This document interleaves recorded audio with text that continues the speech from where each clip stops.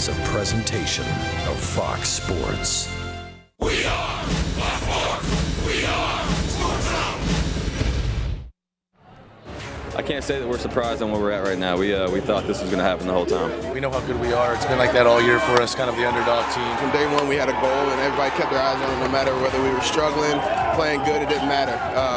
We found a way to do it, and we got a lot of wins, and this is where we're at. It's the best feeling I've ever had as a baseball player my whole life. This is amazing. This is what you play for.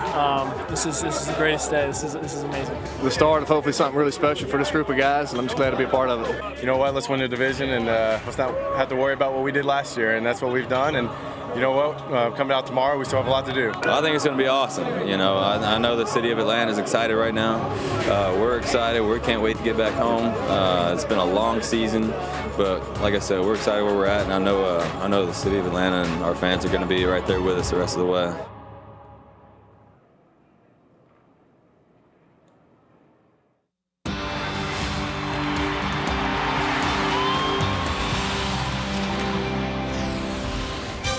It is great to be back in Atlanta, Georgia, where a nice crowd is filing into Turner Field, now the home of the reigning 2013 National League Eastern Division champions. The Braves begin their final regular season homestand with a 3-game series with the Milwaukee Brewers tonight. And hi again, friends, along with Dale Murphy and Joe Simpson, I'm Chip Carey. Welcome back to Atlanta, where it's been a long time in coming. The National League Eastern crown is back where it's supposed to be, here at Turner Field. But still, Joe, some work to be done, for there's another big race the Braves are trying to win as well. Yeah, National League East Champs has a great ring to it. It would also have an even better ring if the Braves clinch the home field advantage. It's not going to be easy because the St. Louis Cardinals in particular are playing pretty good baseball right now. They've won 11 out of their last 15 ball games. They're only a game and a half back. The Dodgers just 2.5 back. But the Braves have a favorable schedule coming up with the Brewers and Phillies, so they've got to keep their focus working to get this job done, right, Dale? Yeah, that's right, Joe. They got to keep that momentum that they've established here at home. I like what Craig Kimbrell said. We're going to show up tomorrow. We still got work to do. Indeed they do, and Mike Minor's the man that gets the ball for the Braves in Game 1. Marco Estrada will pitch for the Milwaukee Brewers. The Braves have had a lot of late-inning dramatics. When we come back, we'll show you all of their walk-off victories as we continue to chronicle what's been a remarkable 2013 Braves season next.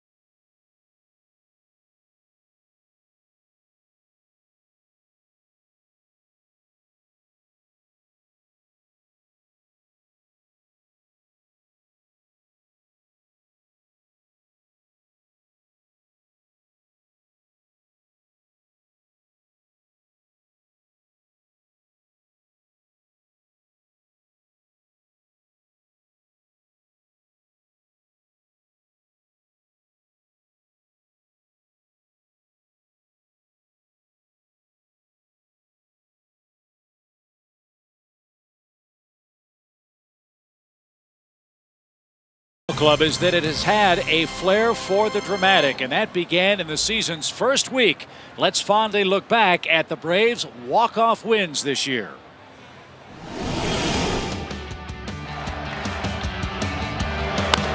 High fly ball center field to Jesus, going back at the wall.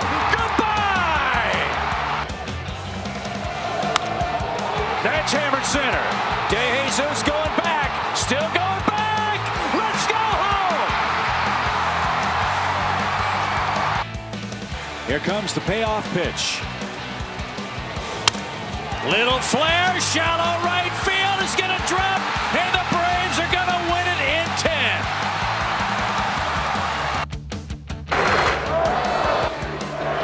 And there's a ball hit out to right field. It's a base hit. Rounding third, Jordan Schaefer. Here's the play at the plate, and he's safe, and the Braves win it.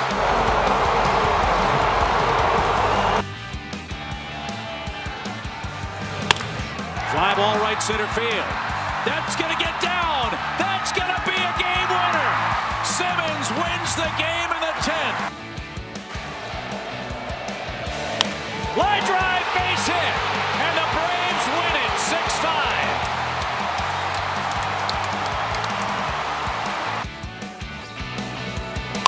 And a high fly ball, deep right field. That goes Bird to the warning track at the wall. It's out of here. Freddie Freeman wins the game and ruins Dylan G's big night with a 2-run walk-off home run in the bottom of the ninth. Fly ball well hit left center field. That's going to get down. It's going to go to the wall. Ugler around second. On his way to third. He's getting waved. Relay throw. Right. The Braves walk off and win 9-8.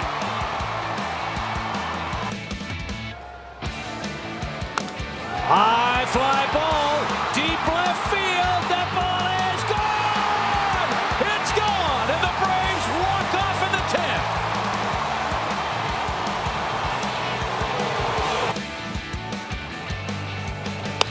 Hot shot, base hit left field. Here comes Schaefer around third. Bradley loads up, throw to the plate, close, late. Braves win.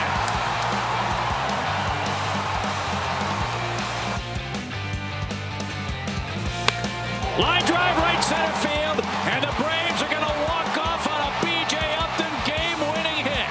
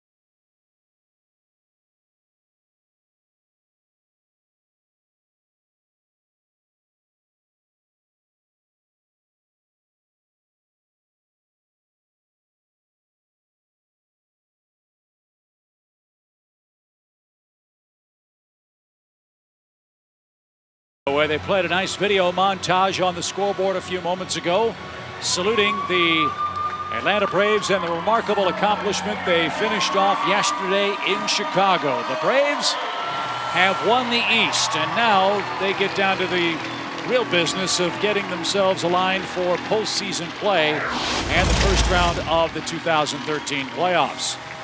They face the Milwaukee Brewers in the 3-game series, which begins tonight. And Ron Renicke's Brew Crew lines up with Norichika Aoki in right field, Carlos Gomez in center, Jonathan Lucroy is the catcher. Brave killer Aramis Ramirez is their third baseman, with Chris Davis in left, Sean Halton at first base, Unieski Betancourt at second, Jeff Bianchi is the shortstop, and Marco Estrada will pitch and bat ninth. And they'll be going against Mike Minor, who has been scuffling a little bit here coming down the stretch. His last 4 starts, an 0-2 record, a 4.5 ERA. And that may not look like a bad ERA, but for Mike it is, considering the way he's pitched all year long. 26 innings, 5 home runs. That's kind of reared its ugly head again. And in his last start, he walked 4 men against the Washington Nationals. He got a no decision, 6 innings, a quality start. He only gave up 3 runs, but not a quality start by Mike Minor standards with the 4 walks. His 4 keys to pitching success tonight: get back to form. He'll have this start and 1 more before the postseason, depending on how Freddie Gonzalez shapes up his starting rotation for the postseason. But to do that, to get back to form, he's going to need a little better location than he's had his last 2 starts. And he's facing a Brewers club that has hit left-handed pitching very, very well, too. Good to see a familiar face. Chipper Jones back at the ballpark. Chipper signing some autographs down by his seats in the SunTrust Club. And, you know, he's awfully proud of what the Braves have done in 2013 as well. It's good to see Chipper at the park. Good to be back home. Final week of the regular season, and then the fun begins in the playoffs. Here's Norichika Aoki. He's the Brewers leadoff man and right fielder. This guy is a really, really fun player to watch. And he takes high and tight. 1 ball, no strikes.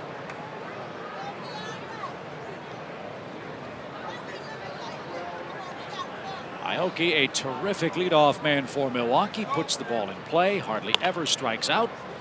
But he'll be an easy out as Joey Todoslavich handles his first chance at first base for out number 1.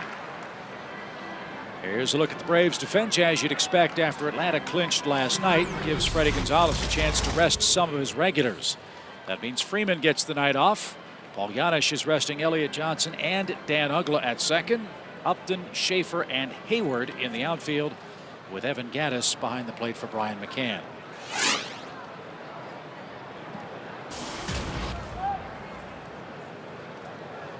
Here's Carlos Gomez. And he unloads on the first pitch and drives it deep to left. Justin is back, and he'll wave goodbye. Carlos Gomez homers to make it 1-0 Milwaukee.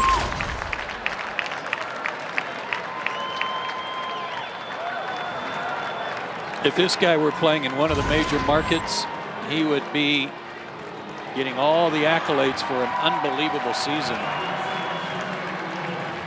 22 stolen base, or 22 homers now, and 37 stolen bases.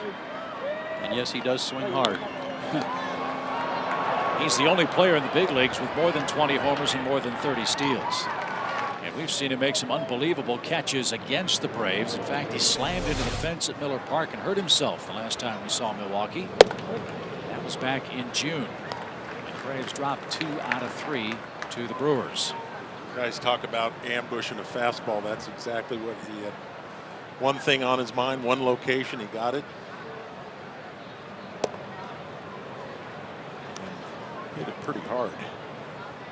One of the notes you saw in the last 4 starts for Mike is 6 first-inning runs, make it 7.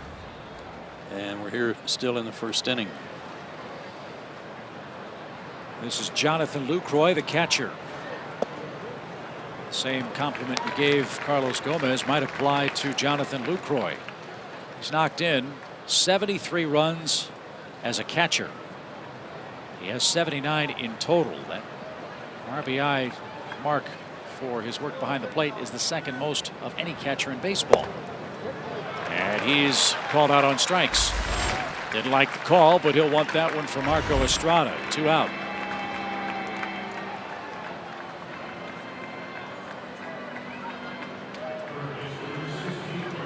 Mike's made 3 career starts against the Brewers. Did not face them earlier this season. He's 1-1 against them and has allowed previously just a 186 average against him.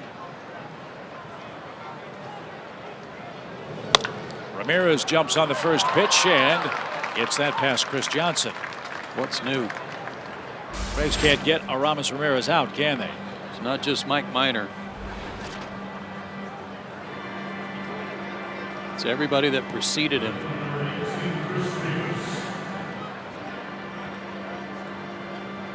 And here's the great work by Aramis Ramirez against the Braves. That's our Academy Sports and Outdoor leaderboard. 371 career mark. That's not bad. That is incredible. Good names up there. Good company. So here's Chris Davis. He's the man manning left field until Ryan Braun comes back opening day next year. And Davis has done a good job for Milwaukee. 10 homers and only 121 at bats this year. He was their 7th round draft pick back in 2009.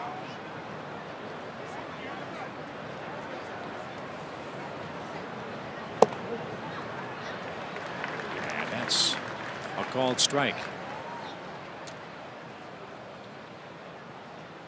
Davis's 2 best positions are left field and right field. Right now he's blocked. Braun signed for forever, it seems, and they've got Norichika Aoki to play right field.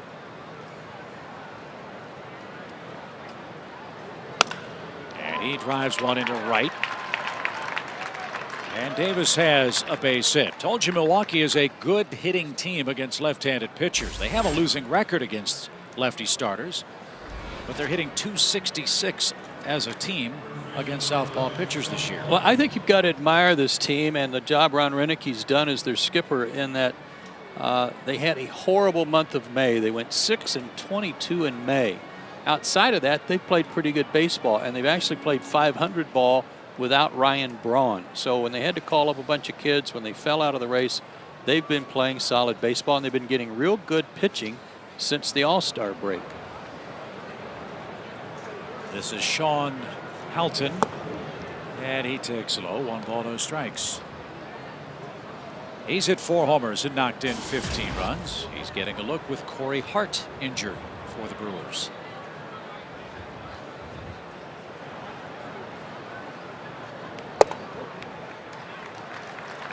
Even count, 1-1. They were swinging the bats pretty well in their homestand. That included 3 games against the Cardinals. They beat St. Louis last night.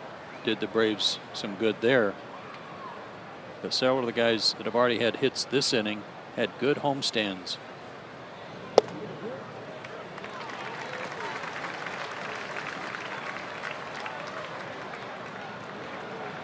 They got here in the wee hours of the morning after the Sunday night telecast at Miller Park. Braves got to town 10:30, 10:45 or so after the celebration at Wrigley Field.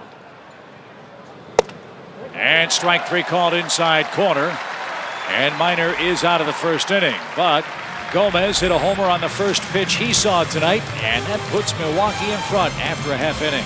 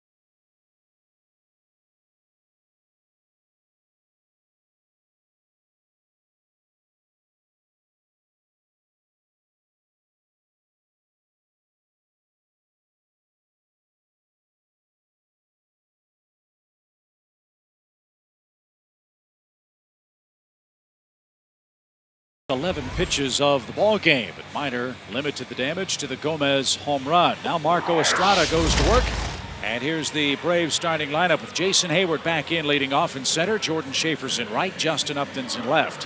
Chris Johnson's the cleanup man. Evan Gattis is behind the plate. Andrelton Simmons at short. Then the lower third, Turkoslavich, Yanish, and Mike Minor. Marco Estrada's on the mound for the Brewers, 30 years old, 6 feet, 200 pounds, out of Silmar, California. Last 4 road starts, outstanding. A .073 ERA. Check out the opponent's average. He has been waylaid a little bit by a hamstring injury, but he's come back strong from that.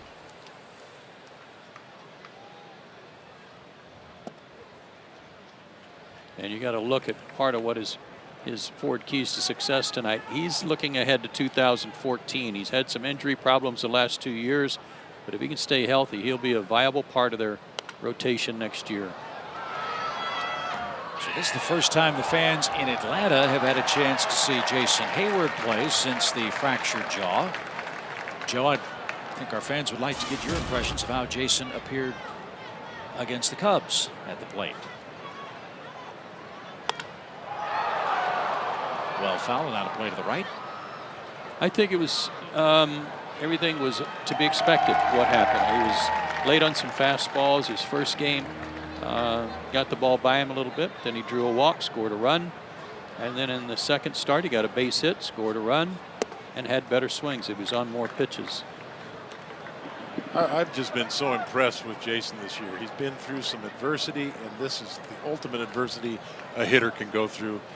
And he came back earlier than expected, didn't he, guys? About a month. Yeah, I mean, he just, you know, I didn't like getting hit anywhere. I never remember getting hit in the head. Little league, my whole professional career. And here Jason gets hit in the jaw, and I just really admire his guts coming back, wanting to get back in there as soon as possible, and like his swing. I think it's just such a more, whatever the word is, dynamic or what, with him in that leadoff spot. It was looking so good. It's so good to see him back with, you know, a week to go before the playoffs. I told everybody, I think maybe the playoffs. He might make it back for the playoffs, but it's good to see him get a chance here to get going before the playoffs start. Behind the plate for Lucroy, and at the screen he'll have just enough room, and Hayward is out number 1, and Lucroy got tangled up. 1 out. Usually the catcher's throwing that mask away where it doesn't get in the way. Yeah, that's one of the first things you're taught as a catcher. Take off your mask, find the ball, and then throw the mask away from where the ball is going to end up.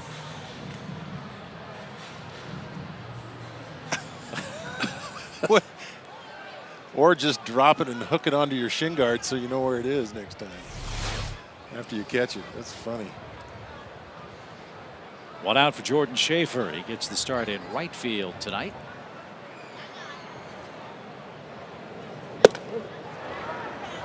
Notice Lucroy played first yesterday.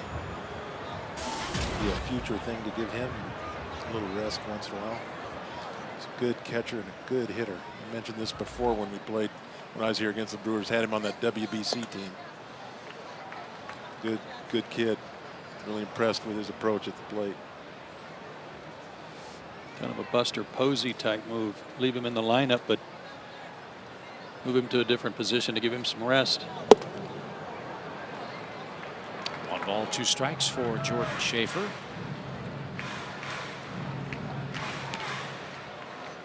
These are important games for the Braves, quite obviously, leading the Cardinals by 1.5 games for the best record in the league. And these are exceptionally important at bats for the reserve players on this club, because there are some other decisions that have to be made here now in the next week to 8 days or so. Absolutely big at bats.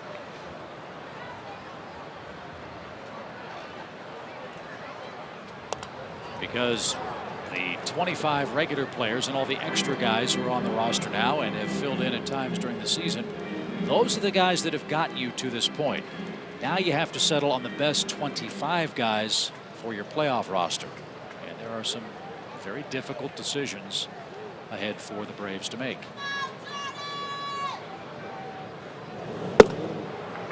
Low. Schaefer runs it full. I was never on a team that clinched very early. Took us the last couple hours of the 1982 season to see how the Dodgers did before we knew we clinched. But up the middle. Nice pick. And a close play at first. And Bianchi takes care of Jordan Schaefer for the second out. But it's interesting. They've clinched with a week or so to go. And now with the seeding, or whatever you want to call it, with the best record, it's good because there's no let up. There's no, we still got to get our, usually in the old days, you'd have a week and you're just like, well, I got to get my swing going. I got to get everything set up. Now there's still something to play for, which is huge, that home field advantage. That'll keep that adrenaline and that focus going. Justin Upton's the hitter. And takes low. I talked with Freddie Gonzalez before the game today, and he said that he and Frank Wren and his staff have had some preliminary discussions about how the roster might shape up. Nothing's been decided yet, but those conversations are happening now that the Braves know they've won the East.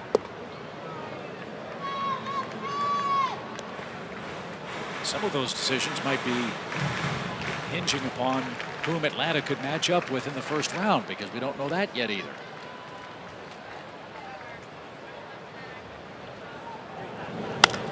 Fly ball well hit toward right, but that's going to be playable for Aoki, and he's got it. And that retires the side. Estrada gets the Braves in order in the bottom of the first. Milwaukee leads 1-0.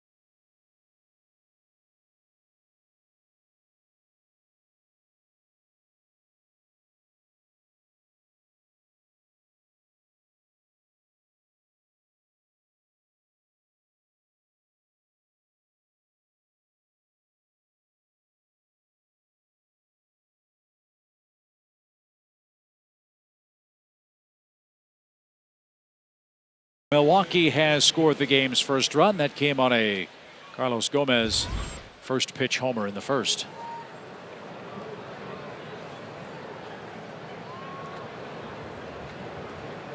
This is Unieski Betancourt, former Philly.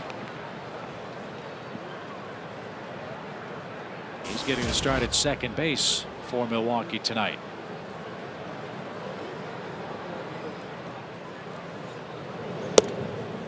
That's outside. 1 ball, 1 strike. One of the questions Milwaukee's got to ask is, what's up with Ricky Weeks? 104 games for Weeks, who hit just .209 this season. And short. Betancourt is out number 1. Let's go back to the first inning and show the hits that Mike Minor gave up. And what you want to look at here are the location of the pitches. And that's what I talked about with his keys. That's right down Broadway. That had a lot of the center of the plate, and that had the middle of the plate. So location right now for Mike, a little bit of a struggle. He did come back in the bottom of the first, get a couple of strikeouts on good two-seamers that ran back over the inside corner to right-handed batters. Good pitches there.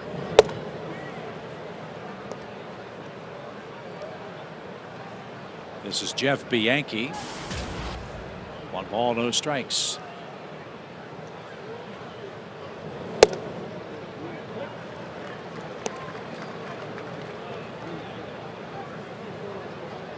I was hoping the Braves fans would get a chance to see both Andrelton Simmons and John Segura play against each other. Segura is such an outstanding shortstop in his own right, but I guess he's a little laid up right now. Yeah, Ron Reineke said back in Milwaukee there's a chance he could maybe pinch hit, maybe do a little defensive work in this series, but it's unknown whether he'll play again before the end of the season. And you're right, Joe, he's a really talented player and an obvious bright spot for the Brewers this year. 2 outs. Estrada hits with the bases empty in the second.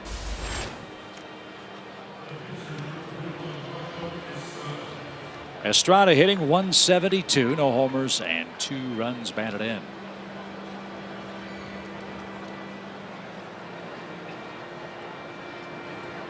It's kind of funny how the baseball schedule works. We're seeing Milwaukee at the very end of the 2013 season. We're going to see them at the very start of the 2014 year. The Braves are going to open next season playing the Brewers at Miller Park in Milwaukee.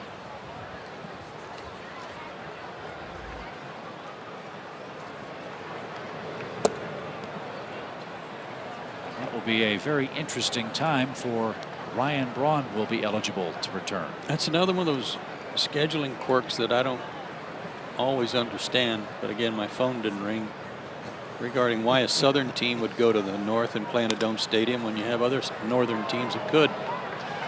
Little looper into right field by Marco Estrada, and the Brewers have their 4th hit.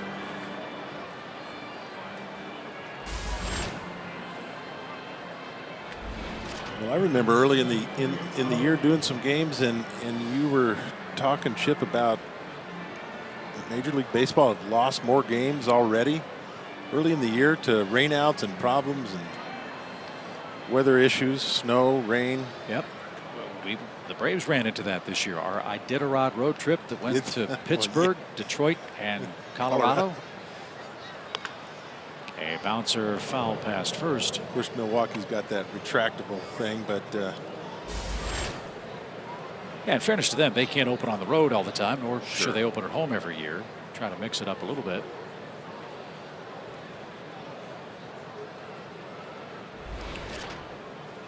As Noichka Aoki is the batter. And takes low and outside. This year they did open up at home with Colorado, so that made some sense, right? You know, for Colorado to avoid playing at home the first day of April. Then Arizona came in.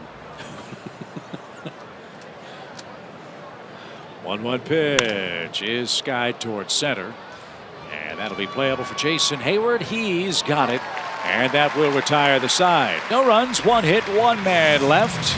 Chris Johnson starts things off for the Braves when we come back.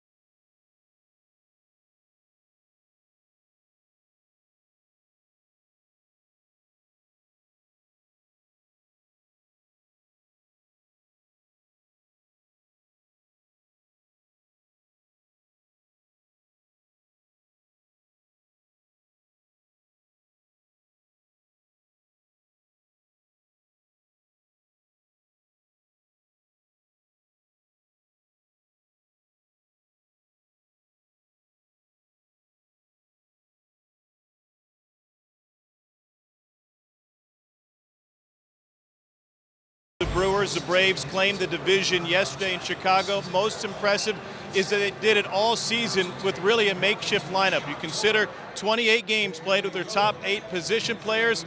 General Manager Frank Wren said it's a testament to the entire organization. I think what it speaks loudly about is how solid the organization is, not just our major league team, but what our scouts have done in finding young players. You know, yesterday's game, we had 3 players out of the last couple drafts that played prominent roles yesterday in our clinching game, and that's Andrelton Simmons, who was just drafted 2 years ago, Evan Gattis a couple years ago, Alex Wood comes in to pitch in the middle of the game, and then one of our young kids out of Latin America, Julio Teheran, pitches that game. So, you know, we're real proud of the job our player development and scouting does. Bruce Mano and the player development group, and then you look at Tony DeMacio and the scouts, and Johnny Alvarez and our international scouting, all have done great jobs, and I don't think they get enough credit because we've needed the depth with all the injuries, the season-ending surgeries. We've had to look at our minor league system heavily all year long, and they've come through for us. And guys, the job of the professional scouting department is far from done. Frank told me that they have 2-man teams on the road right now. They will continue to stay on the road looking at all possible postseason opponents. At the end of the regular season, they'll convene in Atlanta and share all of their findings with the front office and the coaching staff. Thank you, Tom. And Frank's got it exactly right. It has been a total organizational team effort this year for the Braves. And here's another example of it. Not a homegrown guy, but a guy that Atlanta acquired by trade and is fighting for the batting title in the National League this year. Chris Johnson. Well, scouts not only scout the kids in high school and college, but as Frank mentioned, we got scouts all over the place. Minor leagues, watching big league games, making just great decisions over the years. Great evaluations.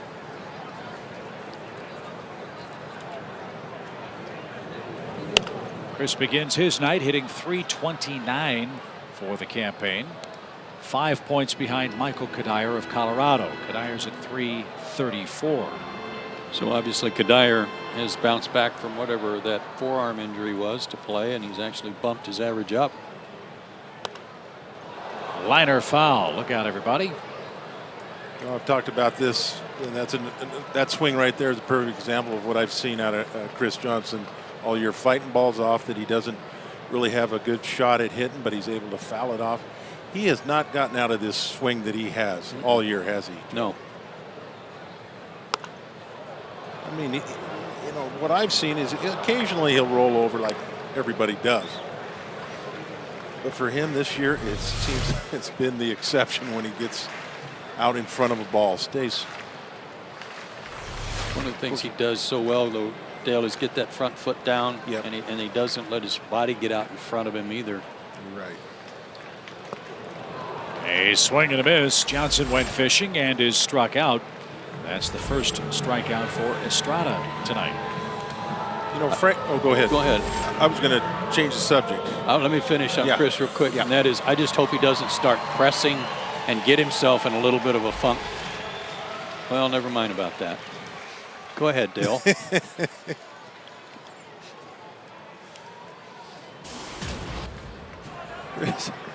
I think that kind of answered my own statement I was about to make. I think guys are out here just going through the motions. Yeah. They clinched and no big deal.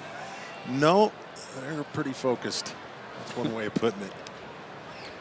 But you started to say. Well, I was just going to talk about Frank and scouting and the organization, how well they do. As far as scouts are concerned, what I would do if I were, people ask me occasionally, what would I do if I was commissioner for a day, and I got all kinds of answers. If I owned a team right now, you gave me a team, I would look at the free agents, see how much money I could spend on the free agents, take that money and tell my people, go find the best scouts in all of baseball and offer them double or whatever they're getting. Popped up right side. I don't think he sees it. He doesn't see it. Betancourt's going to help him out, and he can't get there. The ball's in foul ground. There's a break. Gaddis gets a swing on the house. I didn't see the foul ball he hit back toward us. I lost it. No, I think that's a good idea, Dale. I would go around and, you know, who's got the best? Yeah, here's the pop-up. That's when you got to put the glove over your head so you don't get hit in the head. you know, there's all kinds of scouts with the best reputations, and just, you know, I don't know what they're making, but you invest all this money in free agents, but time and time again, people always talk about the consistency of an organization is their scouting and their minor league development. And why not take all those millions of dollars, get the best scouts, get an all-star team of scouts together. High fly down the left field line. Let's see if the Brewers can find this one. They do in the corner. And that's out number 2. Here's Davis with the grab. And here's Andrelton. 5 up, 5 down for Estrada. I mean, that's how you get free agents. You know, Andrelton right on some balls in Chicago, huh, guys? Yeah, he said he really got that last one. He said, I was on that one. Did he? He could have had 3 homers yesterday, but the great glove work, or in that case, handiwork. And how often do you see guys barehand the ball back on the dirt? Mm-hmm. That is. And it was on the dirt. I mean, that was no friendly hop that came up for him. And it's a long throw from the dirt. Usually you see guys on the grass, and it's a relatively short throw. It's still a tough one, but that's a tough one and a long one. I think it's going to be really fun to watch what kind of an offensive player Andrelton grows into being. Already 17 home runs this year, the most by a Braves shortstop since Jeff Blauser's 17 in 1997. And a line drive into left field. Davis can't get it. That's behind him and up against the fence. Simmons will run for a while. Around second. He's on his way to third, and he's going to make it standing up.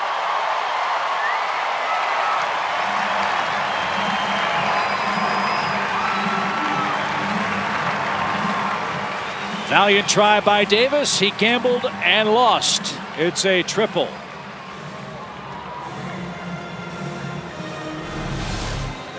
This ball was smoked, and I think Andrelton thought the ball was caught. His head down and wasn't really watching the play, but that's not a bad thing. I don't think Andrelton realized how much topspin he got on it. Toughest ball in left field you could get, one that's hit so hard and got some spin on it. That had some spin on it too, and Trdoslavich is out on the first pitch he sees tonight. And Andrelton Simmons is left stranded at third, and he's hobbling as he heads back to the Atlanta dugout. We'll check on that as we come back with Milwaukee leading by an early run.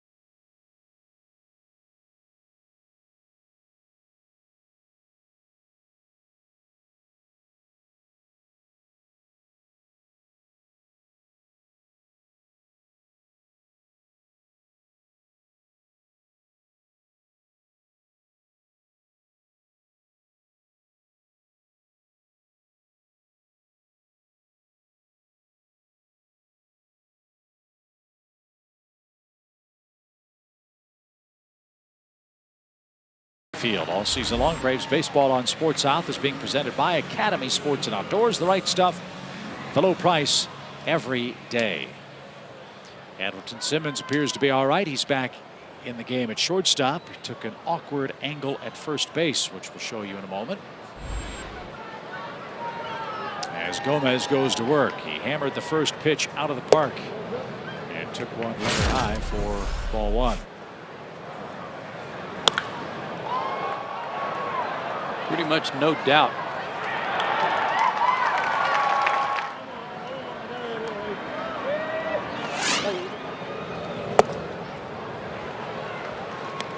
Saw some highlights last week of him playing at home. I think it was against the Reds where he saved 2 potential game-winning home runs, bringing the ball back over the fence. He's got 10 assists out there too. I mean, this guy's, you're right, Joe, a real complete player. The knock on him was always that he played a little wild, that he was a wild, if not bad, base runner, and made some mistakes in the outfield. He took a wild swing there, and Miners struck him out. But look how he hustled down the line, almost legged that out because Evan dropped the ball. So, 1 away. Let's take a look at our AT&T Uvers trivia question. He's one of 2 Brewers with a 20-plus homer, 35 stolen base season. Can you name the other Brewer to do that? I may have to go Paul Molitor there.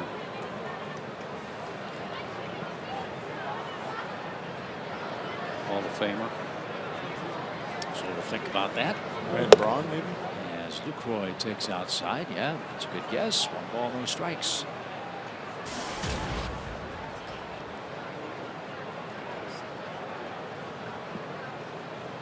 Maybe not far back enough in Brewers history.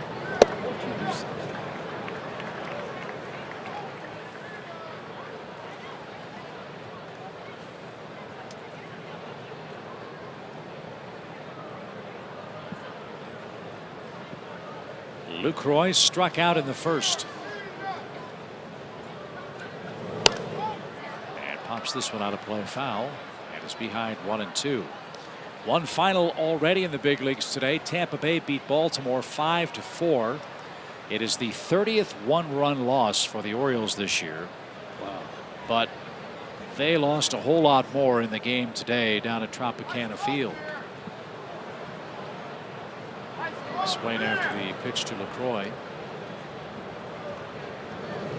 which is in the dirt. Manny Machado, their young third baseman, tore up either his ankle or his knee as he hit the foul side of the first base bag running down the line and had to be carted off the turf in St. Petersburg, Florida tonight. It's bad news. What a player. What a young, made one of the best plays at third base I've ever seen this year. Oh, right. Foul territory? Yeah. Yeah, that was incredible. Pop fly off the bat of Lucroy. 2 balls, 2 strikes. So crippling blow for the Orioles, not only to lose to Tampa Bay, which leads the wild card chase in the AL, but the Orioles lose maybe their best young player. They're 5.5 out in the wild card now, and very, very little time left.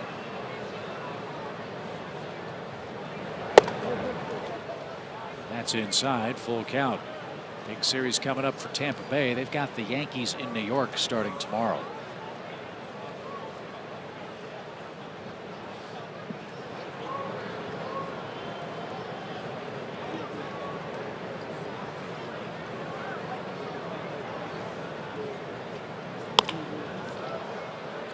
Mike Minor's last start against Washington, I mentioned he went 6 innings, gave up 3 runs. All 3 runs came in the first inning.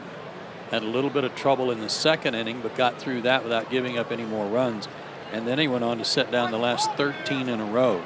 So it was the rough start again there before he was able to settle in and get back in a groove. Hopefully more of the same tonight. Tapped toward the mound. Mike will have that.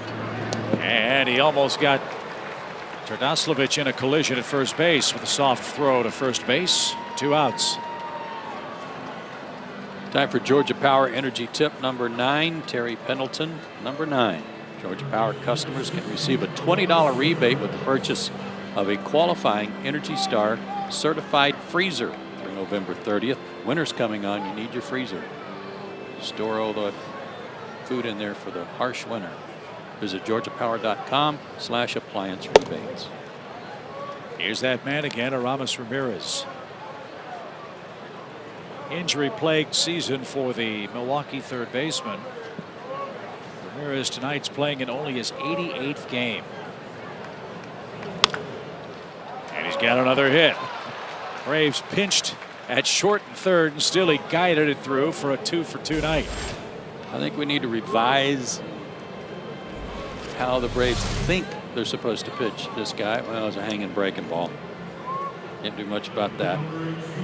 Yeah, but occasionally you pop those out. Yeah. But he doesn't miss them. He's had a bad knee. He's tried to play through that. Then he's had to take some time off. Still produces. Doesn't take time off against the Braves, does it? No. He's hit the 7th most number of home runs in history as a third baseman. Aramis Ramirez. Already over 2,000 hits as well. And ironically enough, the 2,000th hit came against the Cubs, for whom he once played.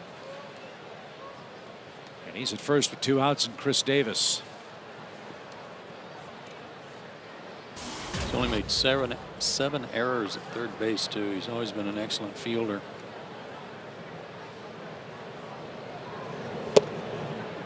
That stayed high for an even count. Mets are in Cincinnati tonight. That's Aaron Harang pitching for the Mets. Johnny Cueto for the Reds, who've won 5 of their last 6 games. Cincinnati and the Pirates lead in the wild card. Fly ball well hit right. Schaefer gives ground, but he'll have room. And he's got it. And that retires the side. No runs, a hit, a man left in the Milwaukee third. Paul Janisch, Mike Minor, and Jason Hayward are coming up for the Braves.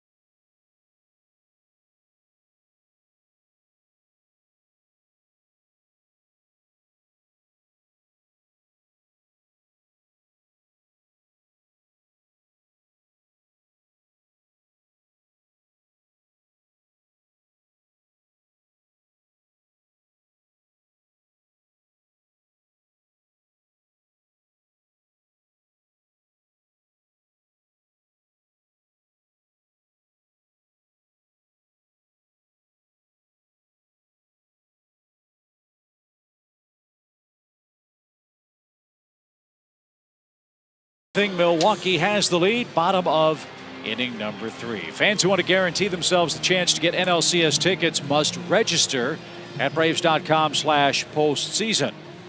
Register today at Braves.com to get your NLCS tickets as soon as they go on sale this Friday, September 27th.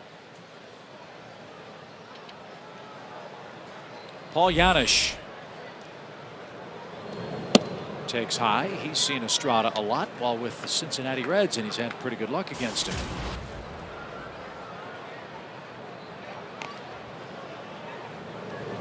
Tried to bunt, took outside.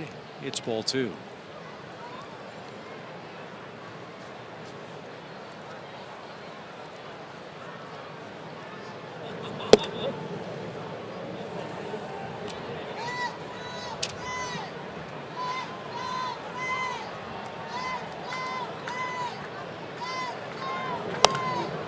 Popped up, back toward us, and into the seats.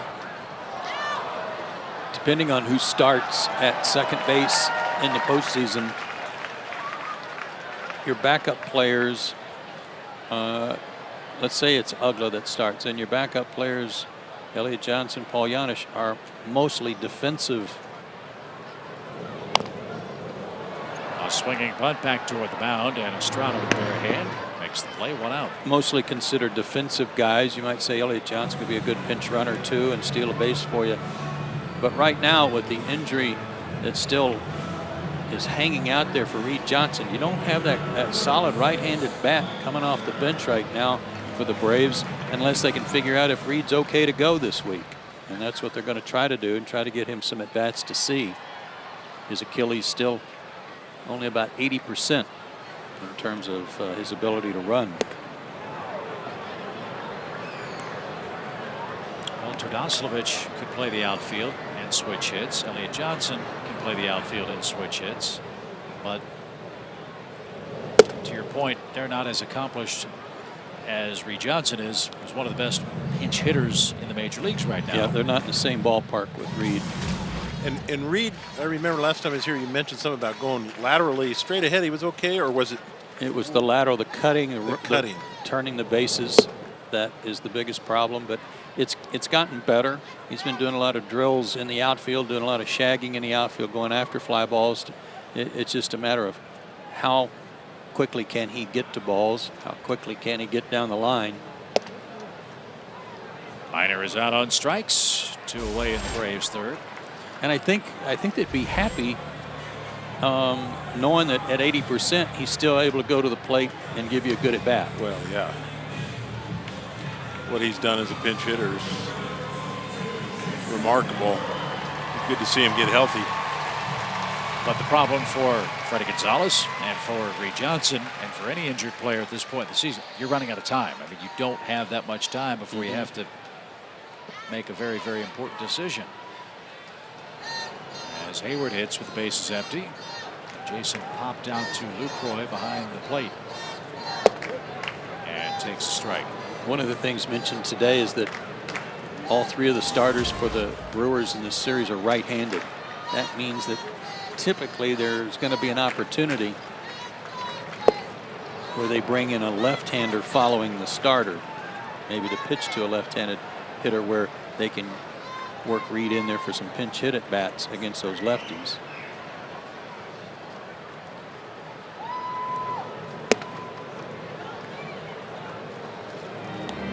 Ball, 2 strikes. Marco Estrada, as Joe said earlier, missed some time with the left hamstring problem. He's pitched really good baseball since that stint on the DL. He's pitching effectively tonight, and he is through 3 scoreless innings in Atlanta. 1-0. Milwaukee has the lead. We head to the 4th.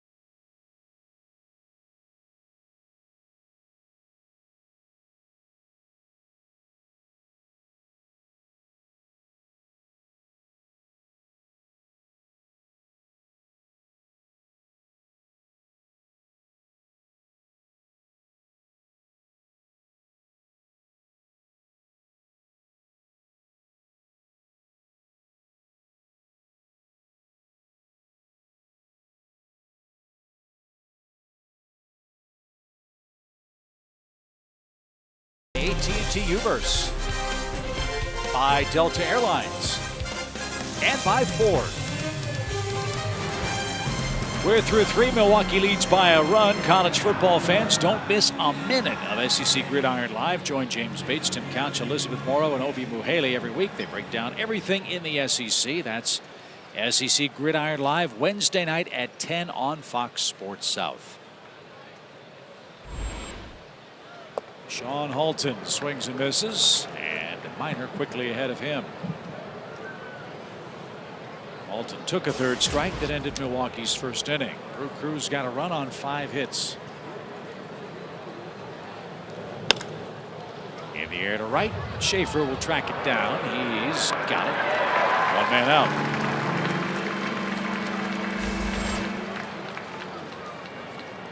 Cincinnati scored twice. They lead the Mets 2-0 in the second inning.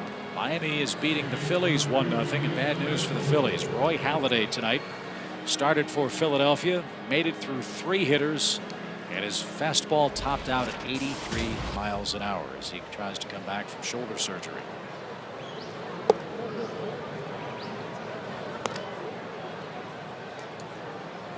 Nate Eovaldi is the man on the mound for Miami.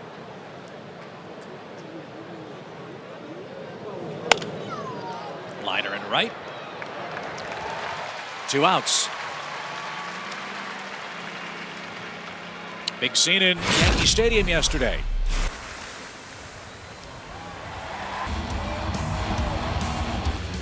Metallica played live for Mariano Rivera.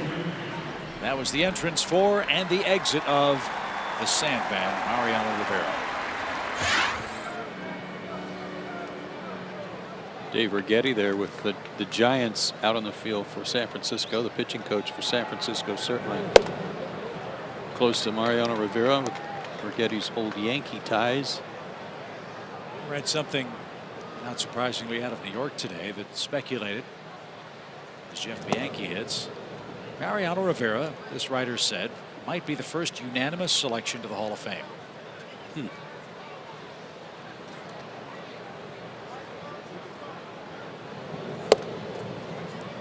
Which begs the question, why weren't there some? Ty Cobb, Babe Ruth, or I think it's about Hank Aaron. The hammer? Well, yeah, exactly. Well, that's one of those things. All due respect to Mariano. Well, I would agree with you, and there should have been some in the past. There's that one thing about being a first ballot Hall of Famer, which is kind of one of those things that doesn't need to be a thing. Well, before Did that make any sense? I want to meet the guy that doesn't vote for Greg Maddux. Yeah, right. Before Mariano becomes eligible.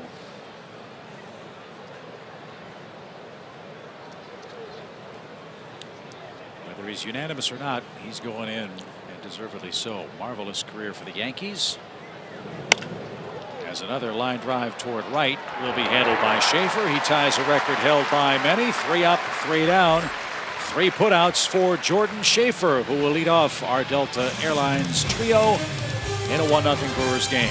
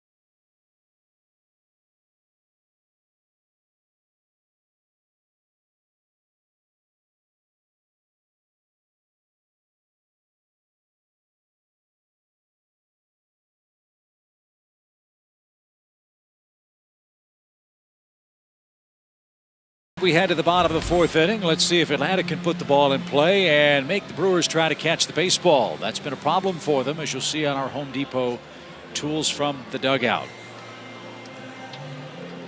When you're having a bad year, or in the case of Milwaukee, one that's certainly been rife with controversy with the Braun thing, when you're playing bad defense, it just makes everything worse.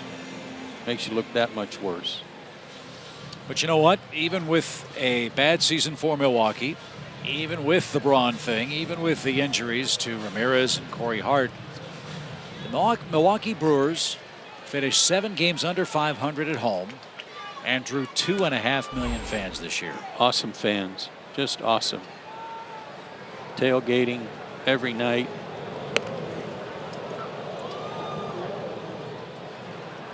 I attended a game there a couple of years ago, did a MLB clinic with some of the MLB alumni there during the day, and then we went to the game that night. And, you know, got there 45 minutes early or something, and I could not believe the amount of people there tailgating. I mean, every night. I mean, baseball, you know, football's one thing. Yeah. Baseball, every night they're there. Every night. I mean, if they have the Olympics for tailgating, Milwaukee is my gold medal pick. Right, me too. And Jim Powell, who worked so many years alongside Bob Uecker on the Brewers radio broadcast, said the amazing thing about tailgating there is total strangers will be making their way to the ballpark. They'll walk by hey, you want a brat? People you don't even know. So, I want to know if that happened to you, Murph, with your big appetite. Anybody feed you on the way inside the ballpark as you made your way through the parking lot? Absolutely. I had about 10 on the way in, I think it was. Had some brats inside the field that night. It dawned on me seeing all the Braves memorabilia too walking into the stadium.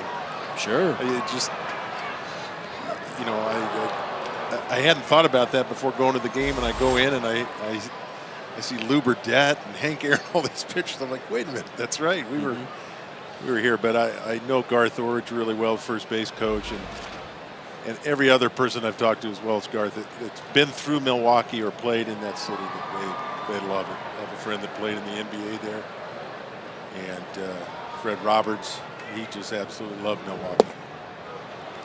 Full count. Schaefer another deep at bat. Something always struck me at the old ballpark at County Stadium, cracked me up. They had Hank Aaron's Brewers uniform encased, shirt, glove, pants, and his shower shoes. Shower shoes? Yeah. Where were the spikes? Well, they were on there too. Oh, okay. I come to think of it, they were in there too. Okay. But his uniform and his shower shoes. Okay. Well, maybe Cooperstown didn't want him. Maybe. 3 balls, 2 strikes.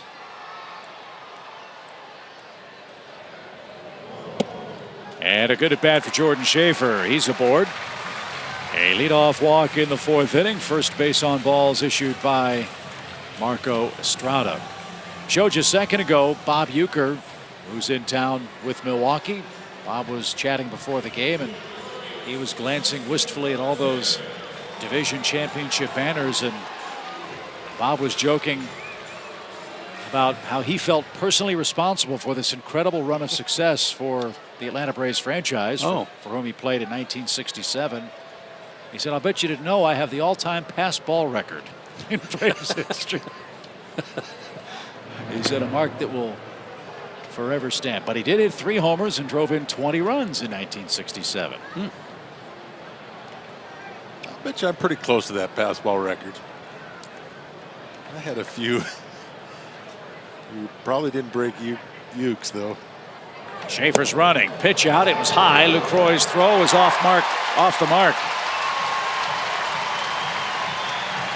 Yeah, he almost had to jump for that pitch out, but Jordan had a huge lead. I think they probably could see that, and that's maybe why they pitched out, but a bad toss from Estrada.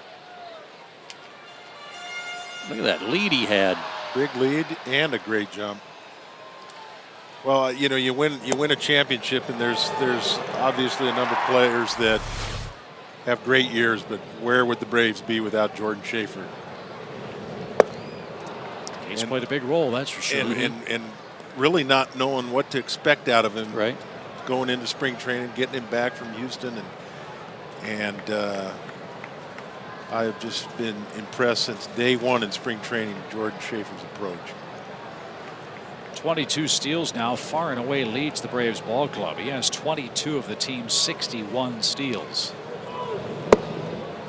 And I think, guys, that's one of the challenges, if not questions, about the Braves offense come postseason play. Can they manufacture a run or two per night? Take a little pressure on what has been a very heavy home run hitting offense.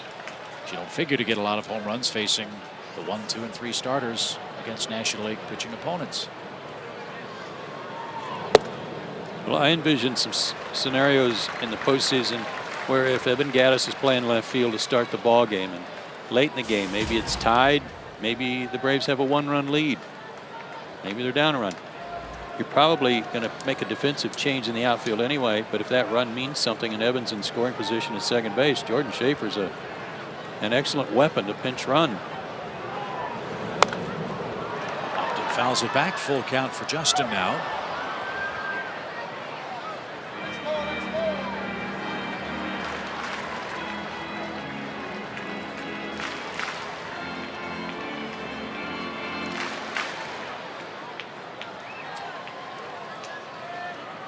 Three balls, 2 strikes.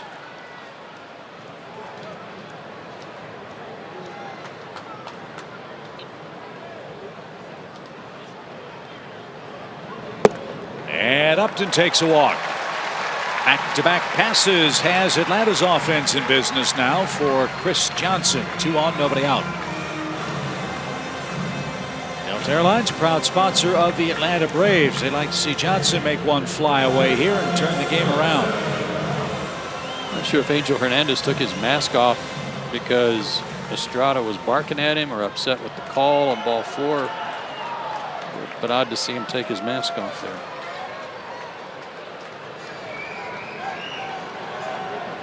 Chris struck out his first time up.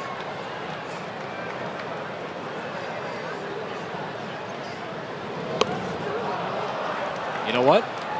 I like that. Me too. Me too. You've got your cleanup hitter, a guy fighting for a batting title, but 2 on, nobody out in a playoff type situation. Get him over. The bunt attempt, though, was foul.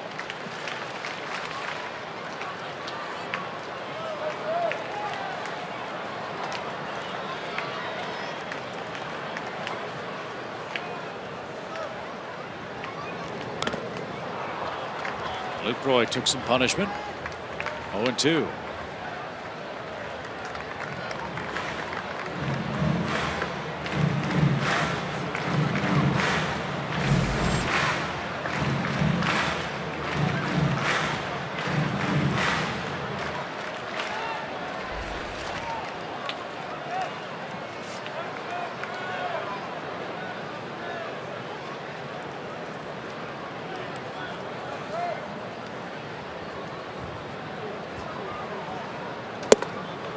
That's high. 1 ball, 2 strikes.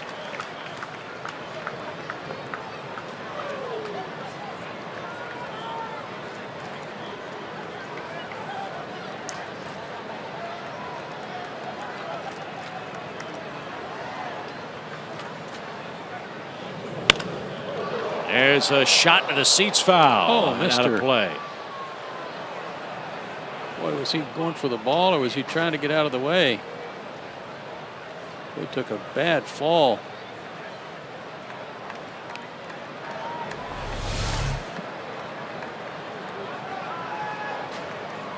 Yikes. Might have been just trying to get out of the way. 1-2. Schaefer and Upton lead with nobody out. And Chris swings and misses again. The runners, though, are going to move up 90 feet. That's as good as the sacrifice, but Chris will be charged with an at-bat. He's down swinging for the second time. I started to say a while ago, and I cut it off when obviously Chris was upset, but I don't want him to start pressing and really change his stroke, trying to prevent making outs, you know, right. Trying to get those hits and stay in the race, stay in the hitting race, which he certainly is. But he's in maybe one of the worst slumps of the season. He's 0 for 8. That's not too shabby. There's only a handful of times that he's gone back-to-back games without hits. So great chance for the Braves to tie the game. Runners second and third, one out for Evan Gattis. Gattis flied to left in his lone at bat so far.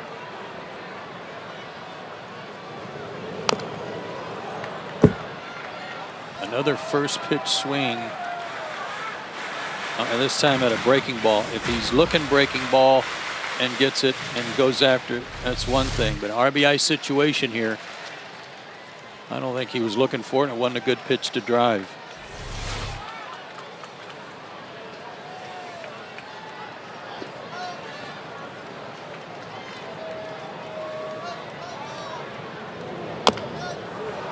Nor was that. And Gattis finds himself behind 0-2.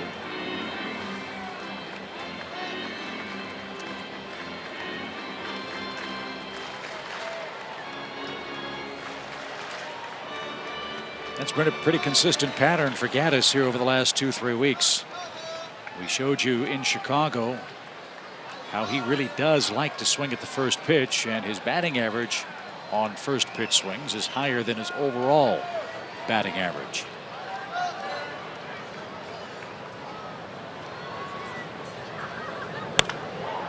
He tomahawked that baby foul. That's headed for the stands. Isn't that amazing how many teams do that? They get ahead of him 0-2, like on some breaking balls, get him to chase a bad breaking ball or a changeup, and then they throw him a high fastball. Yeah. Are you kidding me? Yeah, he turned around 96 from Strasburg up there. Well, remember the ball he hit off Cole Hamels about 800 feet? Yep. It was up too. Well, I think they need to have a pitcher's meeting, and the catchers need to say, when we call a high fastball, we mean over his head. Don't make it below his eyes or he's going to hit it. And the off-speed pitch got Gattis, and he's down on strikes. Back-to-back strikeouts. Braves runners are at second and third for Simmons, who tripled his first time up. Pretty good pitching here by Marco Estrada.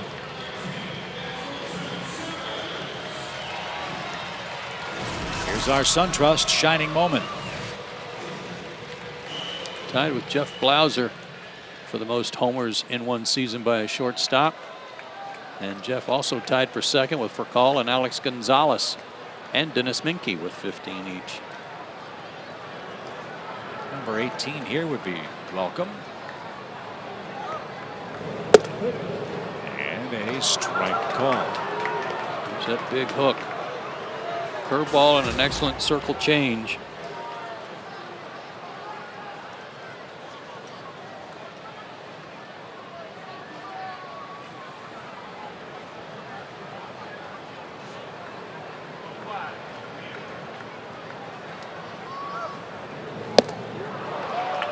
And a neck-high fastball that Simmons missed. 0-2.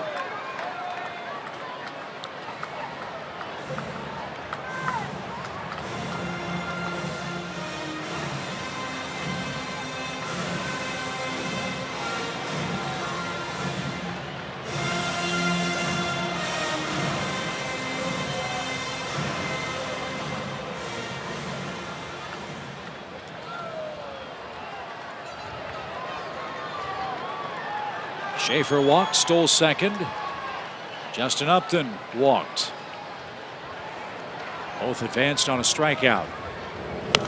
Now Simmons stays alive as that one's ripped back to the screen. Count remains 0-2.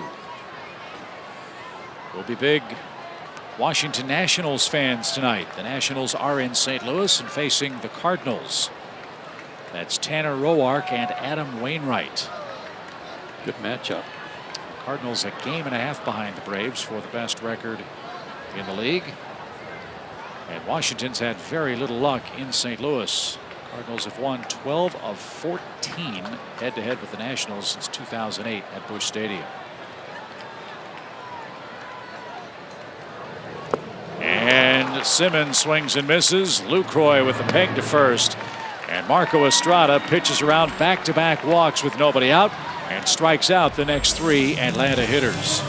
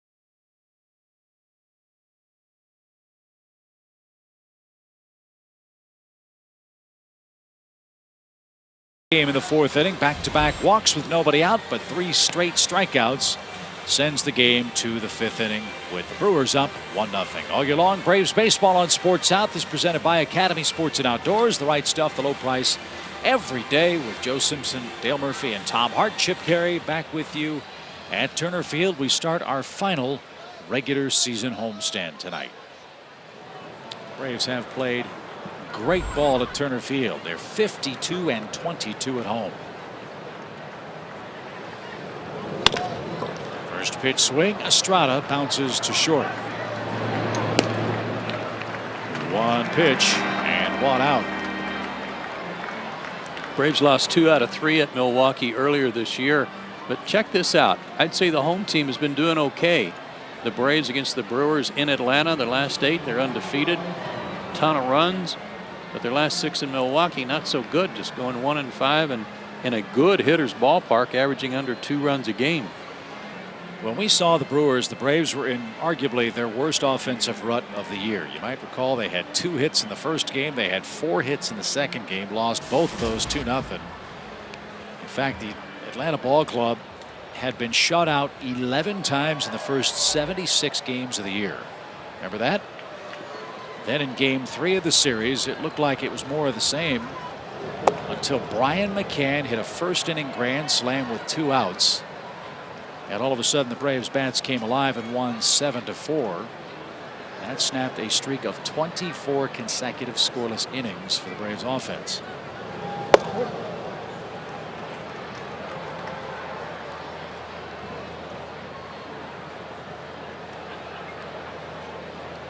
Norwich Kaioki is the batter. He's 0 for 2.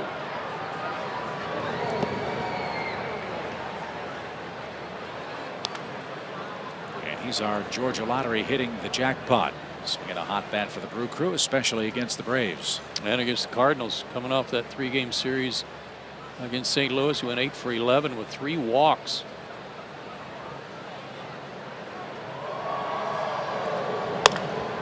And he puts the ball in play with Trdoslavich playing in at the bag.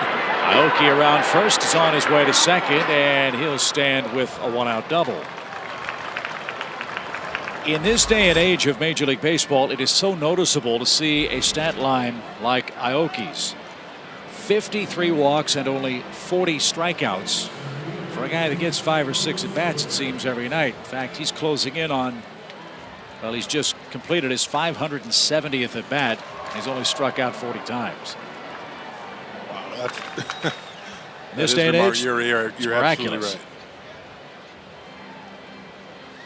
Right. 18 doubles, 3 triples, 7 homers. And he's got 20 stolen bases.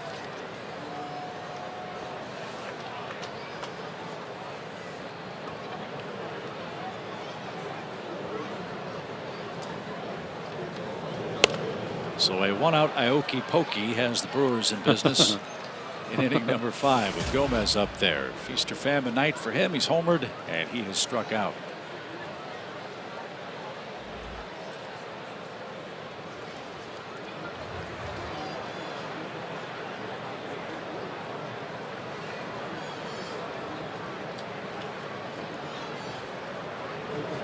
Got some good news for you. Washington has scored 2 in the first inning off Adam Wainwright, and they're still hitting. Nationals 2, Cardinals nothing. It's desperation time for the Nationals. They begin play tonight, 5 games behind the Pirates with 6 games to play. They have to win out and get some help. And they're off to a good start against the Cardinals tonight.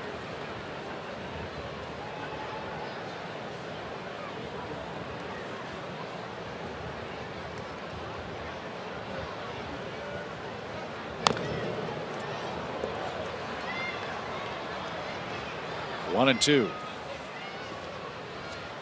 Gomez, I was talking about those catches he made against the Reds. One, he really crashed into the wall hard on a ball hit by Phillips and kind of wrenched his back and hip a little bit. So his manager, Ron Rennick, he said, you know, I want you to start playing a little deeper here till the end of the year than you normally play, because I don't want any more crashes into the wall. It's not necessary.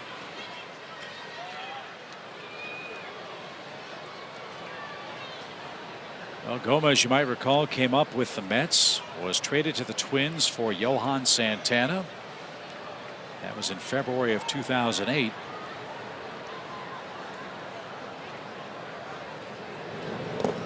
As a swing and a miss will retire him for out number 2 in the inning. He was then traded for J.J. Hardy after the 2009 season, and then got to Milwaukee. Hit 5 homers in 2010, hit 19 homers last year, and this year 22 home runs. Just think of the Twins' outfield possibilities had they been able to keep Gomez, Ben Revere, and Denard Span together. That obviously didn't work out. He's not happy with his second strikeout. Fly ball by Lucroy to right. Schaefer going back, still going back at the fence, and it's gone. That ball rocketed out of here. Brewers have 2 first pitch homers in the game tonight, lead now 3-0. That's some pretty good power the other way with the wind blowing in from right field. That's a perfect swing from Jonathan Lucroy. Staying inside the ball like that. I agree with you, Joe. Didn't realize he hit it that good. Wow. 22 homers allowed by Mike now. And another pitch up. First inning when he had some problems, he had the middle of the plate, but the ball was down. But the hits he's allowed in the last couple of innings have been upstairs.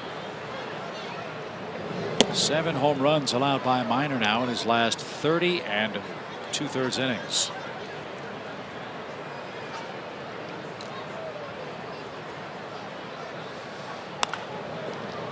Ramirez took a shot at right field. Well, maybe because he looked at the left side of the diamond.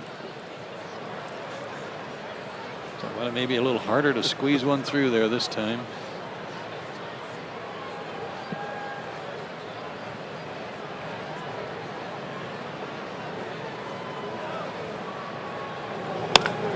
He sure tried, but lines out to left, and that will retire the side. 2 runs on 2 hits. Aoki with a double. Lucroy with a homer to right on the first pitch. And after 4 1/2, the Brewers now lead Atlanta 3-0.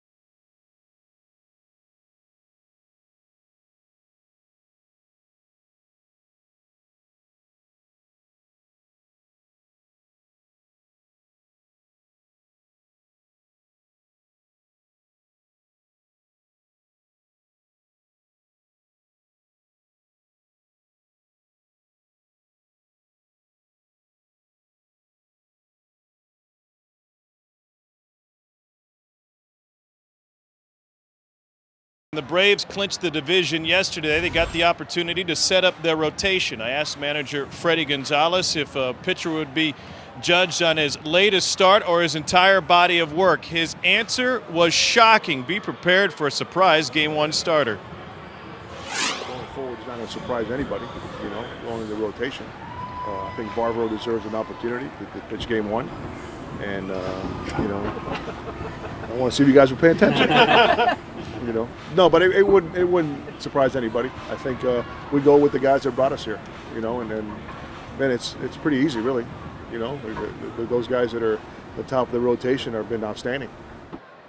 And here's what the rotation looks like. A spot starter on Thursday, and then to close the regular season, Medlin Friday, Tehran Saturday, Minor Sunday.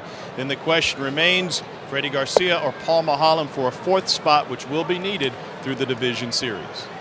And that Thursday spot, Tom, would normally be Medlin's regular turn. So obviously they're pushing him back so that he'll be set up for game one. That all yet to be announced, but if you do the math, that's exactly right. And understandable. Medlin's been the hottest pitcher in rotation for the Braves of late. Now we got to get the bats hot after the Braves had a big offensive day in Chicago yesterday with 5 runs and 12 hits. So far against Marco Estrada, they have a total of 1 hit through 4 innings.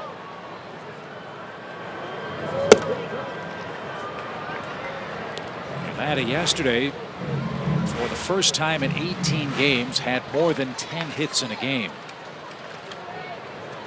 That was the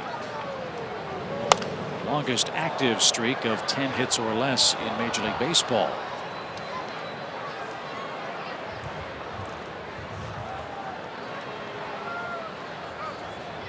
In the 5th, Terdoslavich, Janish, and Minor are coming up. Mike's allowed 2 long homers to Milwaukee. Now Joey drives one towards center, but Gomez will track it down. And that's the first out of the 5th inning. Terdoslavich 0 for his last 20 now. And that'll bring up Paul Janish. He had a tapper back to the hill. With the way that those 3 guys are set up for the weekend, Chip, it would be fairly obvious to say that Mike Minor would be the 3rd guy. And if that's the case, that means the 3rd game would be on the road if the Braves secure home field advantage. So when you look at Mike's home road splits, he's actually pitched better away from Turner Field, and surprisingly add 2 more homers to that home start total, 14 versus 8 on the road. He might be the right guy for the first start on the road. And then, as Tom reported, either Freddie Garcia or Paul Mahalam for the 4th starter, and you will need a 4th starter because of the way the schedule works. I don't believe there's a second off day in that first round. I'm thinking there is. Is there? In between games 4 and 5? Yes, I'm thinking there is. Swing and a miss by Janish, 2 outs. Tom? Chip, the way the schedule is now, Saturday, October 5th would be an off day. So would Tuesday, October 8th, if the series would make it that far. So there are 2. Yes. But you would have to bring back, if you don't use a 4th guy, your number 1 starter on short rest, right, which obviously you don't want to do. So that's the reason for 4 starting pitchers in a 5-game first-round matchup. And a ground ball slowly hit out towards second, and Marco Estrada is having a very easy time of it. He's allowed 1 hit through 5 innings, and he enjoys a 3-run lead.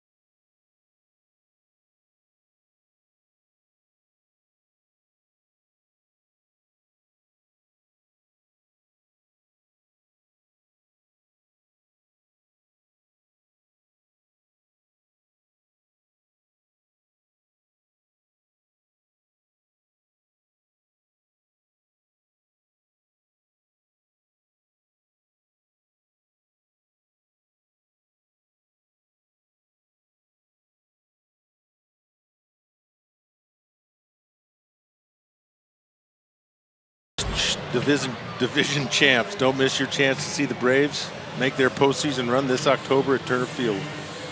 NLDS tickets are on sale right now, so visit braves.com/postseason today to get yours.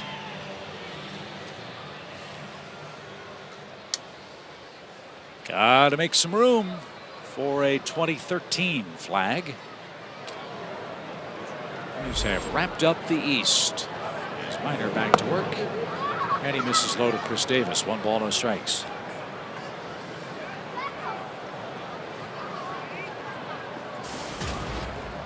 Couple of tired ball clubs you'd expect facing off in game 1. Milwaukee got in very early this morning after the Sunday night game last night.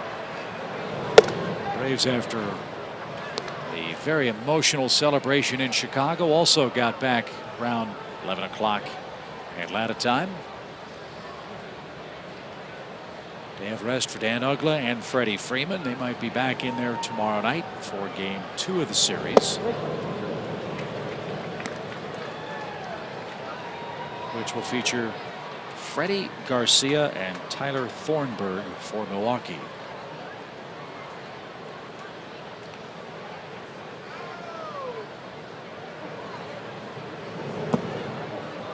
And guess what? That's our Chevron starting pitching matchup. Freddie's pitched pretty well since the Braves called him up.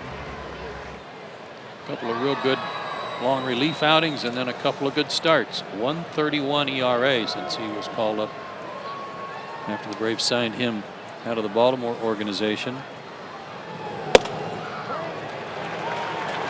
Davis is down on strikes. 1 out. Thornburg's an interesting story, by the way. You saw his good numbers this year for the Brewers. He is 3-1 with a sub-2 ERA in the major leagues. He was 0-9, 5.79 at AAA. How does that happen? Oh, it's a lot easier league here. So he's been a pleasant find for the Brewers. He's found a league where they'll swing at his stuff. Right.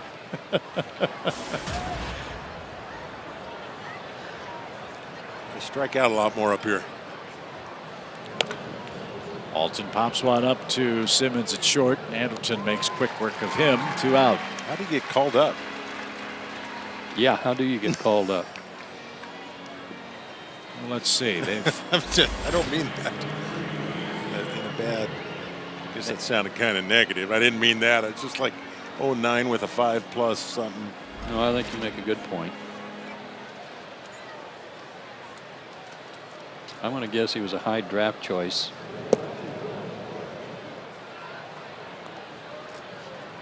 Third round of 2010. He's their second-rated prospect, according to Baseball America, out of Charleston Southern. Coming into this season, though, in the minor leagues, he was 21-10 with a 277. So he just had a little obviously got bad patch. Yeah. He just doesn't like country music. I think that might be maybe he's a polka guy.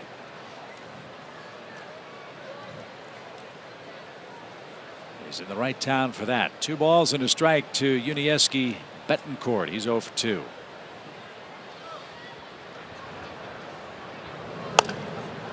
Fly ball foul evens the count.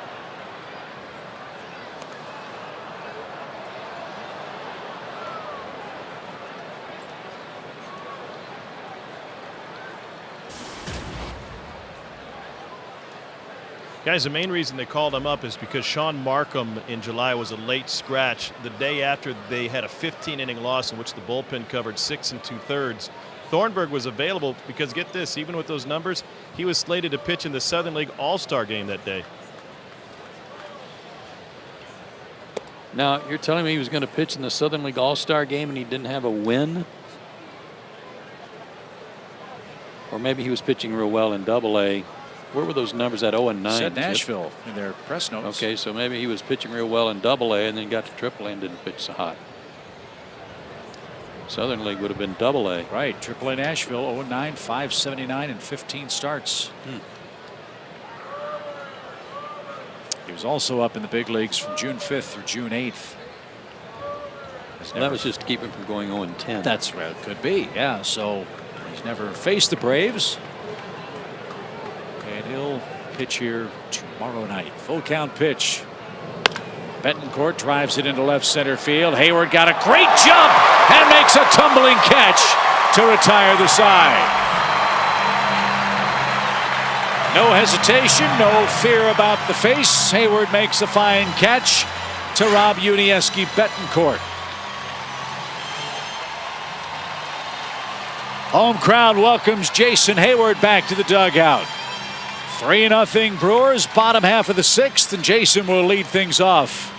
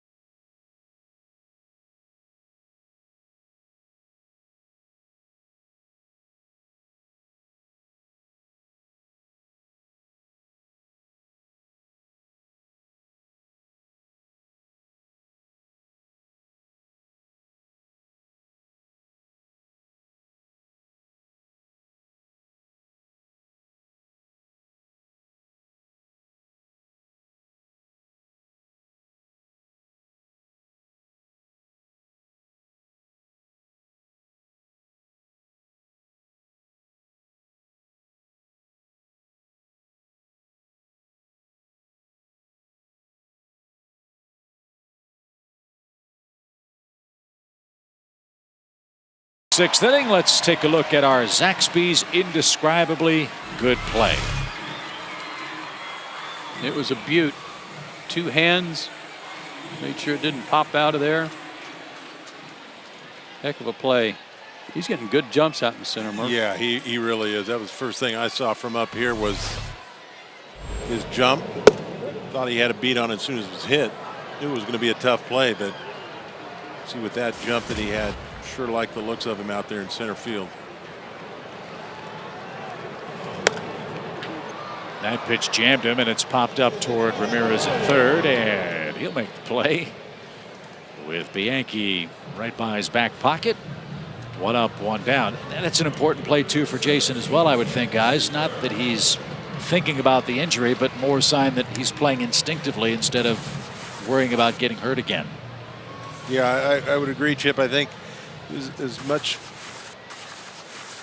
things as he can go through on the field here and playing defense and get as many at bats, I would imagine, Joe, that off-speed stuff is probably going to be one of the concerns, getting his timing back. He looks good up there. I mean, he looks confident.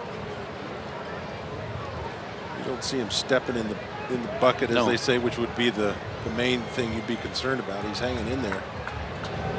Yeah, he had an at-bat yesterday, Dale, where bad shadows at Wrigley.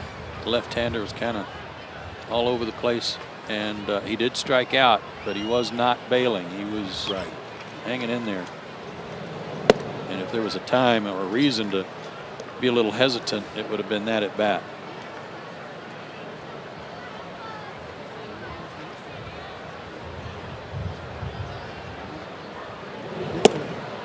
Joe, you said how well Milwaukee has been pitching. They're doing it again tonight behind Estrada. He's allowed 1 hit. And we're 1 out into the Braves' 6th. I may be a little off, but I think, well, we know that. But I think they're like 4th in the league since the All-Star break, overall pitching. Got big turnaround second halves from Giovanni Gallardo. And let's not forget Kyle Oesch. What a pickup that's proved to be for the Brewers. He didn't start all that great. Remember, he was a late signing for them. But he was pitching so well that it was rumored that he was available at the trading deadline or shortly thereafter, and the Braves were a team to put a claim in on Kyle Oesch. Right. Atlanta was looking for a top of the rotation starter after Tim Hudson got hurt. Oesch was obviously brought back and is still a Brewer, and we'll see him pitch in this series. Schaefer lines out. Out number 2. We got a shot of Ron Renicky there just a second ago. Jerry Narron's his bench coach. But Ron is yet another guy that came out of the Angels organization where he was coaching under Mike Scioscia. Madden in Tampa Bay. There's another one whose name just escaped me. There's a third one somewhere.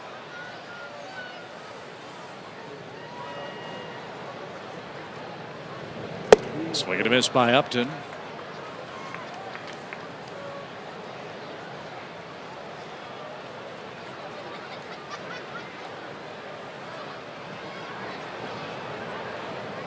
Justin at 260 on the year, and an even count.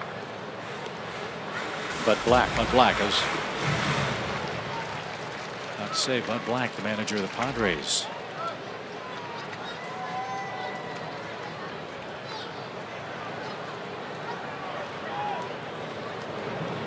Way high to Upton. 2 balls and a strike. It's kind of like the way when Bobby Cox's staff started kind of going off to manage Ned Yost, Jimmy Williams, Freddie Gonzalez. In the air, shallow center, and that's going to drop.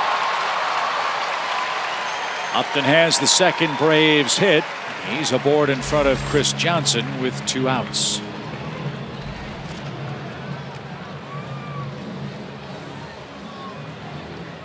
So Estrada back to the stretch. It's an interesting point, Joe, though. I hear that all the time in football, talk about head coaches' pedigrees, and so they don't talk about that a lot in baseball, but that would be interesting to study that a little bit more and notice that. Well, Renicky grew up in the Dodger organization and played with Scioscia in the minor leagues in LA and in the big leagues too for some time, but kind of that same mentality that they have with the Angels that they have here. Tricky hop handled by Bianchi and the flip to second. A lot of stolen bases, a lot of extra bases. Take the extra base. That's the way they play in Milwaukee too. And they're enjoying a lead with power tonight. 2 homers has Renicky's club up 3-0 after 6.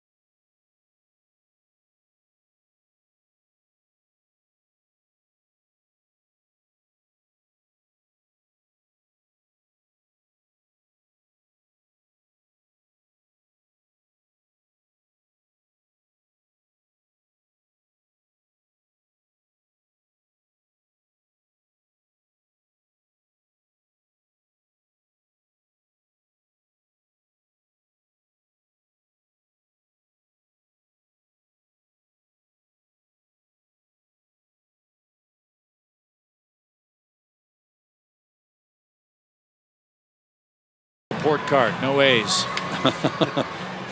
Not a good night if there's not any A's up there. Estrada's the guy that's doing the number, though. Only 2 hits allowed. 1 was a bloop just last inning. Gomez got him started with a solo shot. Here it is, first pitch he saw in the night. first homer allowed by Mike Minor, and then in the 5th inning, Lucroy went the other way. But a high fastball at the middle of the plate. With all due respect, I didn't think that ball was going out. I thought it was just a routine fly ball. But that broke the game open in the 5th inning, and that's where we stand. 3-0 Milwaukee, with the 8, 9, and 1 hitters up to face Mike Minor again.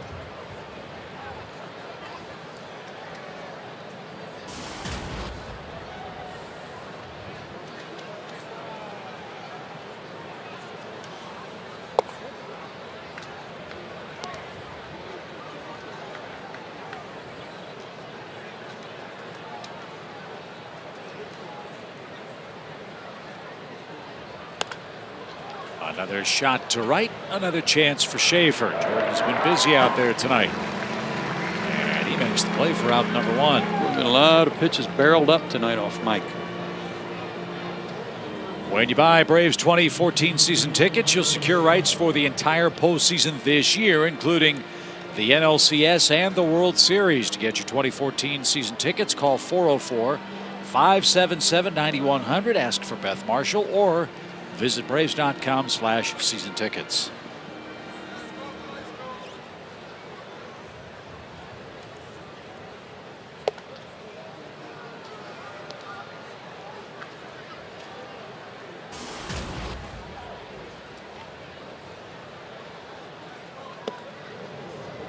Strike 1, then strike 2 for Marco Estrada.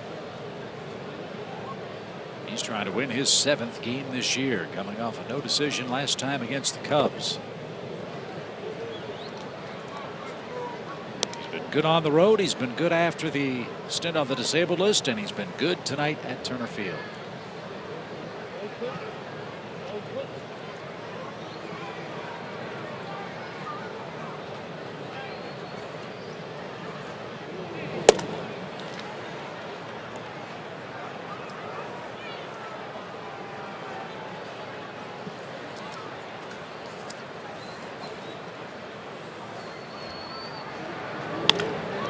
Line over second. Estrada has a second hit tonight.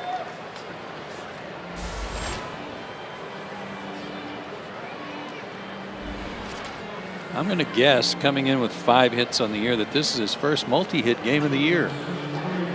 That's why you're the best in Yeah, business, buddy. We're going to go out on a limb on that one. So he's at first with 1 out, and Minor back to the stretch. And Norichika Aoki is the batter.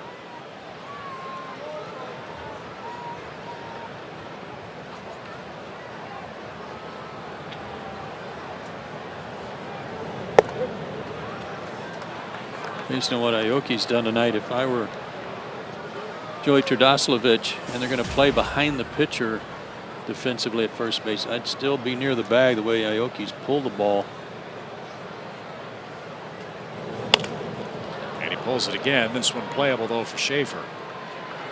And Georgia's got it. 2 outs. Back to first is Estrada. Aoki was a star in Japan. He played with the Tokyo Yakult Swallows. He's 31 years old. Was a .329 lifetime hitter in the Japanese leagues with over 1,200 hits. Apparently he's not big on running back to the dugout after a fly out. It's been a long season, though. I understand how he's really tired. Strike 1 to Carlos Gomez.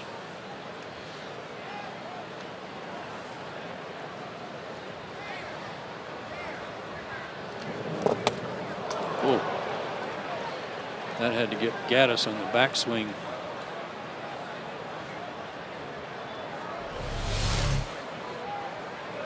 Follow through. Oh, man. Is that on the back of the helmet? I think he did. Not on the top. Mercy.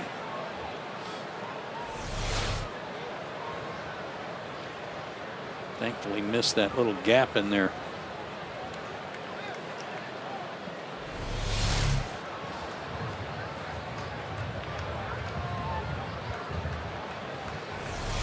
earlier tonight.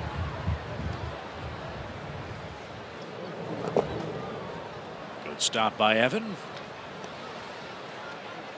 Even on the home run, he had that big follow through and his foot kind of slipped.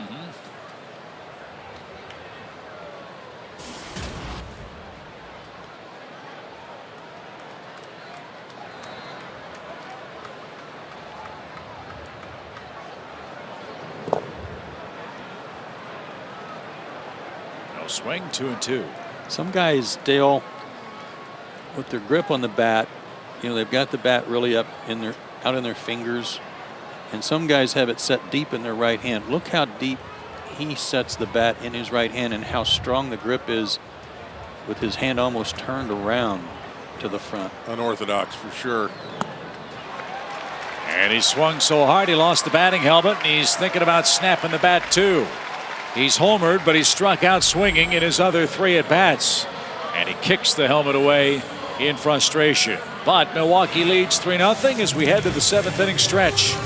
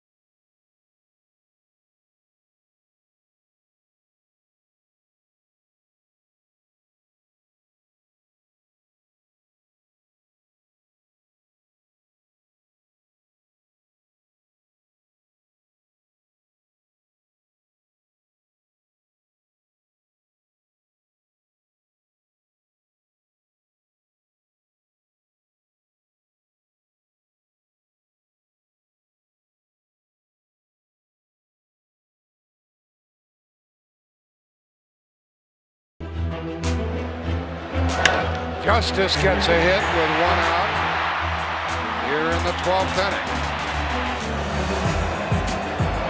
Lemke hits it into left field. Here comes Justice.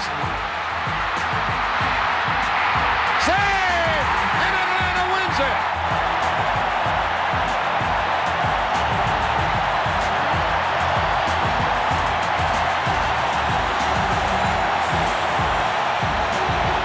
As we make our way toward postseason play here in 2013, we'll be showing you some of those great playoff moments for the Atlanta Braves. That was the great voice of the late, great Jack Buck. What an awesome slide by David Justice there to avoid the tag. And that was the capping play of the World Series. Game 3, won by the Braves 5-4 in 12 innings. Harper trying to get it over there and just late. Great slide. Mark Lemke in that World Series hit .417.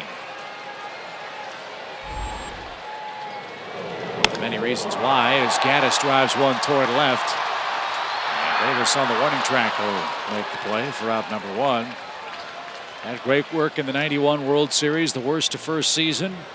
One of the many reasons why Mark Lemke is one of the most beloved Braves in Atlanta franchise history. He was awesome. Didn't he have a game where he hit 2 triples? Game 5. Scored the game-winning run in Game 4, tripled twice in Game 5. And the Braves ran into a buzzsaw. Jack Morris and Kirby Puckett in Game 7. A decisive game of the World Series. World Series, guys, that some say was the best ever played. Minnesota won Game 7 at the Metrodome, 1-0. John Smoltz matched Jack Morris pitch for pitch. go 10 innings? Did it go extras, or was it? I think it did White? go. I think it did Bottom go of the 10. 10th. Yep. Sacrifice fly won it. Well, I'm not sure. No, it wasn't. I think the outfield was playing in, right? So popped up into the seats foul. It's 1 ball, 2 strikes. That year was so remarkable in so many ways. The emergence of Tom Glavine, all those young Braves, John Smoltz, quite obviously. I don't think anybody at the time could have ever imagined that the Braves would begin the kind of postseason run of success culminating in the World Championship in '95, because it was all so new to the Braves then. Remember, they had great success early in their Atlanta franchise history. In 1969, they made the postseason. Murph, you know about '82, came close in '83, '84, and the dry spell until '91. And that worst to first season was when this town really fell in love with the Atlanta Braves again after Joe Torre's success with your teams, Murph, in the early '80s. Well, and then it just became the culture of the organization, is that we're going to be in this every year. That's low. Simmons coaxes a 1-out walk. That's the 3rd walk by Estrada tonight. We talked about that earlier, you know, about the consistency of an organization in all of sports to be able to do what the Atlanta Braves have done. It is just a credit again, as we said, to everybody, front office to well, if you think about minor it, league depth and everything. In 1987, the Braves won 69 games. In 1988, they won 54. 1989, they won 63 games. 1990, they won 65 games. Starting in 91, 94, 98, 104, 94 the strike year, 90, 96, 101, 106, 100. Those are the win totals. So when it turned quickly, and it stayed turned for the Braves. and with the youth on this team, as Frank Wren was talking about earlier tonight with Tom Hart, and you're talking about that young team in '91, who's to say that this isn't the beginning this year of a good run? 0-2 the count to Turdoslavich. Did you mention to me, Chip, only 5 guys on the current team had? Yeah, was it something like that? It was real quick math. There weren't many. Weren't many guys on that the have been team on a division-winning team. It's hard to believe that Brian McCann, part of the Baby Braves of 2005, is the lone holdover. Yeah. I take that back, with Tim Hudson, but was the only homegrown Brave on that 05 team who's still here for those bookend championship clubs. And hey, by the way, Brian not here tonight. He and Ashley, proud parents of a baby girl. Congratulations to both of them, born this afternoon. Yep, nice going, guys. No pacifier. She's already got a bat in her hands. So congratulations indeed to the McCanns. Can't wait to see the pictures. Can't wait to see Brian back here tomorrow night. 2 balls, 2 strikes. High hopper hit towards second. Betancourt will fire to Bianchi at the second base bag. That forces Simmons. And Turdoslavich reaches on a force play. And 2 are out for Paul Janisch in the 7th.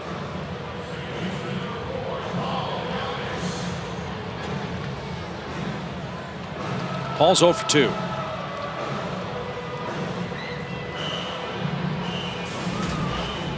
Joe, I think your point about starting a good run is really a good one. These young players are all very well aware and well versed in the history of the Braves franchise. They've all seen the last couple of years, Bobby Cox retirement, the Tom Glavine, the John Smoltz, the Chipper Jones number retirement ceremonies at this ballpark. As Janisch gets hit with a breaking ball to keep the inning alive. Bringing him back. They saying he didn't try to get out of the way. Freddie Gonzalez is going to come argue that. That's a big play in this game. Or if Janisch was awarded first base, the Braves would bring the potential tying run to the plate.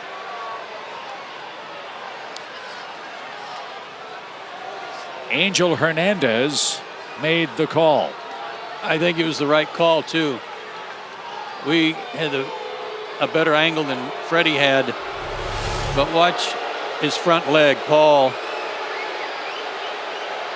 He was turning and bending.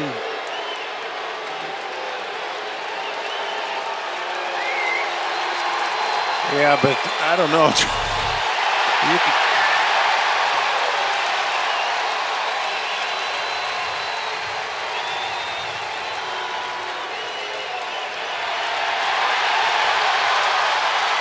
There's history here.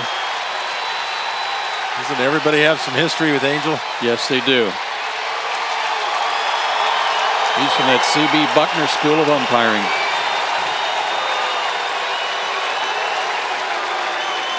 Well, we made it through 6.5 innings. Personal best for Freddie. Or you mean made it through six without an incident? Without an incident. I agree that there was a little forward movement of his knee, but very little. I thought there certainly was enough just bending away from the ball where I think Angel stretched this one. That's kind of a reach to me, but he's waiting for Freddie to vacate the dugout. He hasn't done that yet. And now the Braves manager will head upstairs. You know, it's one thing too, the ball being close to the strike zone. I mean, that ball's a good 6 inches inside. And then one that was up and in was called a strike.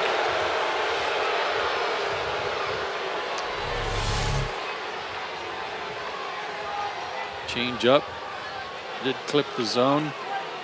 Well, Angel was right. I wasn't on that pitch. 1 ball, 1 strike. Now 1-2.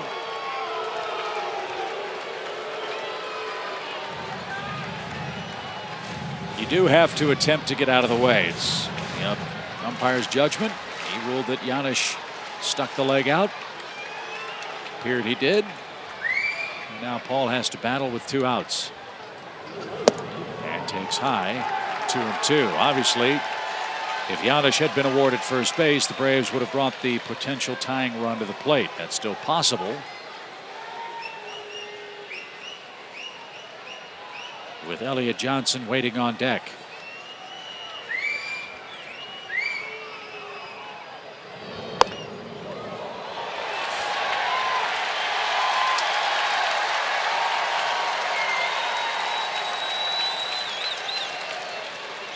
Love the reaction of the crowd when Freddie Gonzalez made his way to the dugout. It's what we used to hear fans chant for Bobby Cox. But he'd go out and bark at the umpires. 2 balls, 2 strikes. And a full count. Close pitch. That might have been better than the one that was called strike 1.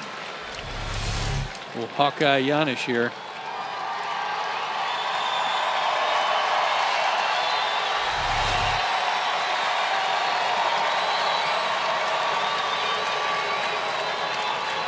Runner goes, popped up. Betancourt at second is there, and the side is retired. Paul Janis was hit by a pitch, but Angel Hernandez said he didn't try to get out of the way. Freddie Gonzalez disagreed, and Angel's opinion's the only one that counted.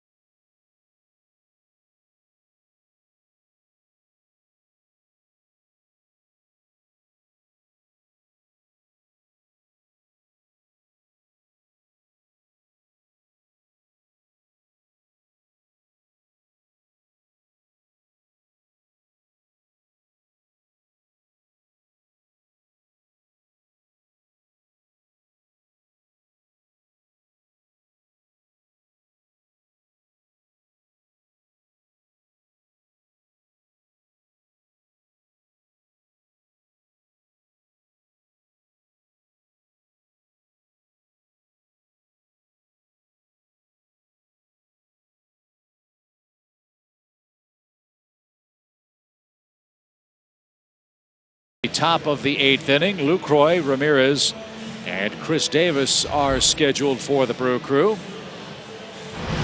Mike Minor is out of the ballgame after 7 innings. Here's a look at tonight's first AT&T call to the bullpen. That'll be the game 1 starter, according to Freddie Gonzalez tonight, tongue-in-cheek. Anthony Barbaro, though, has pitched really well lately. He's recorded 9 straight scoreless outings. That covers 12 1/3 innings. And he's had a few days rest, too. He last pitched in Washington, did not pitch in the Chicago series.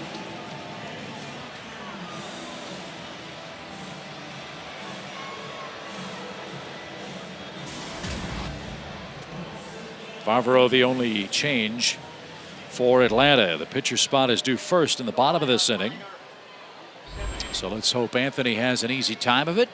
Keeps them right where they are, and the Braves bats can get something going against Milwaukee. Lucroy, a 2-run homer back in the 5th inning. He's hit 18 of them. And it's a called strike.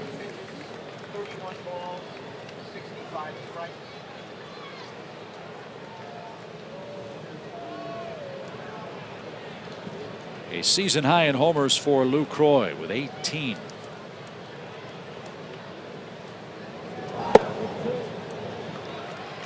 Told you about his good work as a run-producing catcher. Willen Rosario, the only catcher with more RBIs than this man.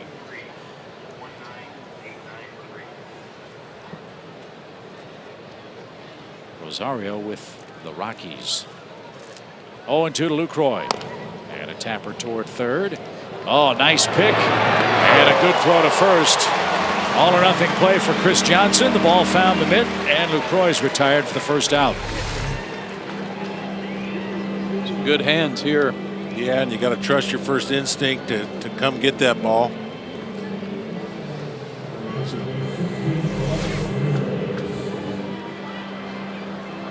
Tom? And you got to trust your first baseman. Joey Tardoslavich has been using Chris Johnson's first baseman's mitt. When I asked him why, he said, well, it's really important to Chris that I make plays when he throws it across the diamond. From one glove to another. Here's Aramis Ramirez. And he takes inside. Ramirez 2 for 3 tonight.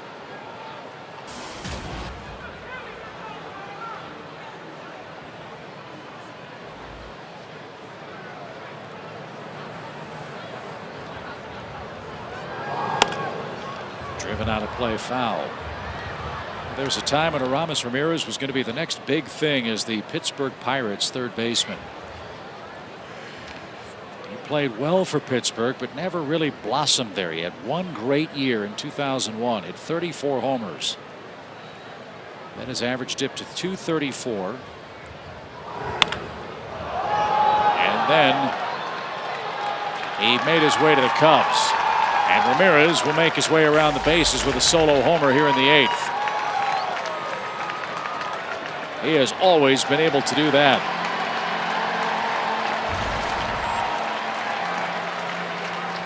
.354 home runs now for Aramis Ramirez in the big leagues, and another big offensive night against the Braves. He's 3 for 4.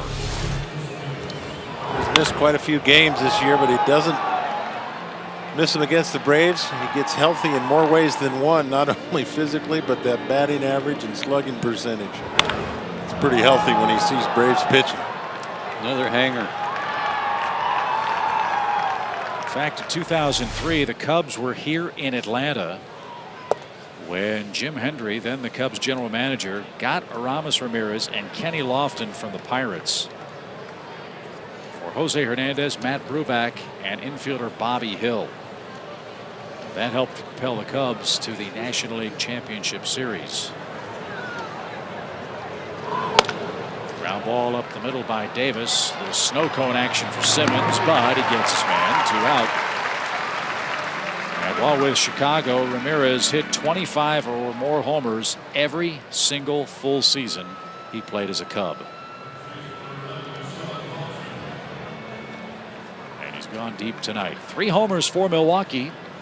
They lead 4-0, and here's Sean Halton.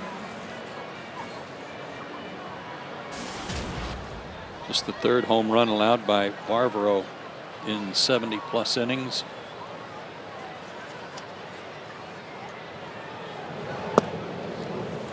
There's a strike. It's 0-1. 19,893 the crowd tonight. Braves have drawn 2,350,000 fans so far. We've got 6 home games left in the regular season. And Holton with a 2-out hit. Let's see if he thinks about a pair. He's going to try. The throw is off target and late. Holton with a hustle double.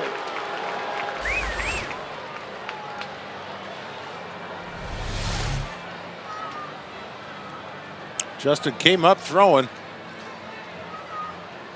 just not on the bag.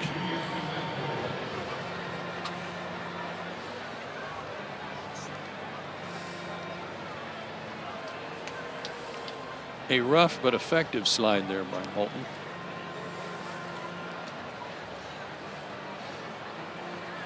That's like one of those carrier landings, wasn't it?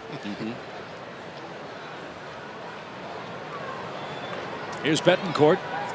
Runner at second, 2 outs. He's 0 for 3. And a little low, 1 ball, no strikes.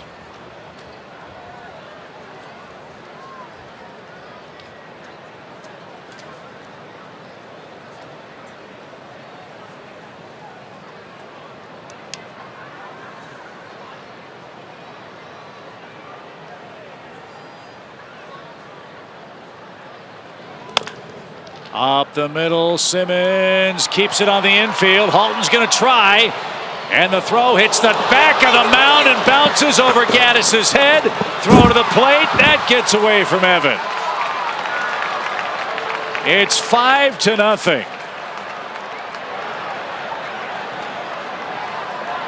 Great job by Simmons to keep it on the infield. He sprang to his feet, and in his haste, his throw hit the back of the mound and trampolined over everybody's head. That's just bad luck there. That is. And it's another example, though, of how Andrelton Simmons does not give up on a ball. He went 3-4 steps out onto the grass, knowing that if he could get to the ball, knock it down, he might prevent that runner from scoring. And would have it if not for the hitting the back of the mound. Actually, I think if we could look at it again, I don't think Navarro was in position to, wasn't backing up Evan. So that's ruled an infield hit and a throwing error that allows Halton to score. I think he's even with Evan. He should be back. Well, he's halfway in between. Of course, the ball didn't go to the outfield, so you got to give him a break. As soon as the pitchers are always taught it's a guy on second, ball to the outfield, you go back up. So that would have been a hard reaction, a tough reaction to get behind Evan on a ball that. But if Andrelton Simmons is your shortstop, yeah, good point. you better plan on him doing something special. That's a tough way to pick up an error. Yeah, is 14th. That's incredible hustle. 0-2 for Jeff Bianchi. And he swings and he misses, and that will retire the side. 2 runs on 3 hits, 1 error. And we head to the home 8th. Now Milwaukee 5, Atlanta 0.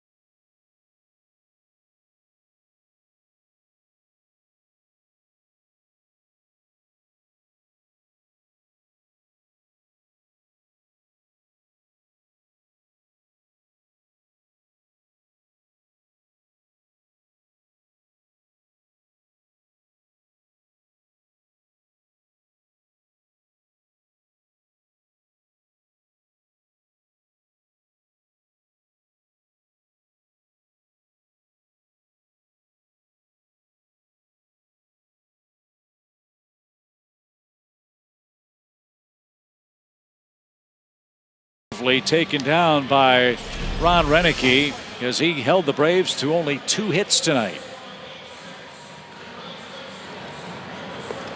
2-hit shutout through 7 innings. He did walk 3 guys, but nobody was able to come around and score. 6 strikeouts. Great clip of the game. It's Marco Estrada tonight, who has followed up some really good starts with maybe his best of the year right here tonight. His last 4 on the road, he'd gone 2-0 with an 0.73 ERA, and he's improved on that.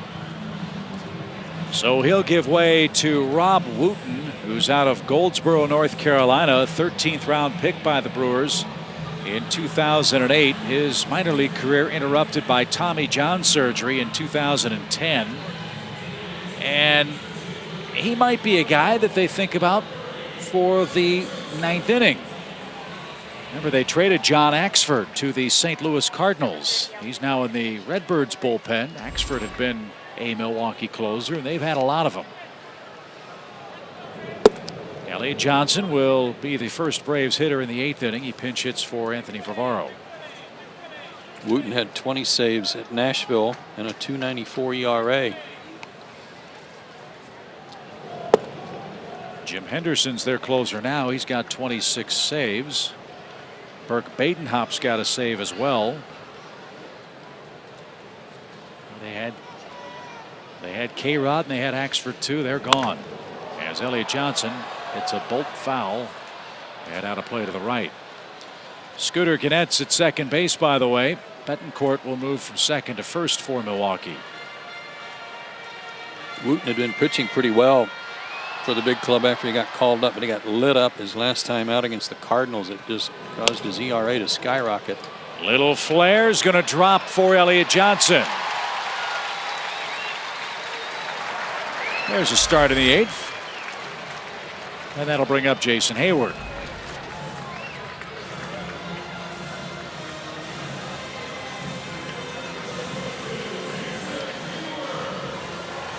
At the plate tonight, Jason's 0 for 3. He's made a terrific catch in center field. However, let's see if the Braves can get a big inning started. They're down 5-0. They've been out hit 11-3.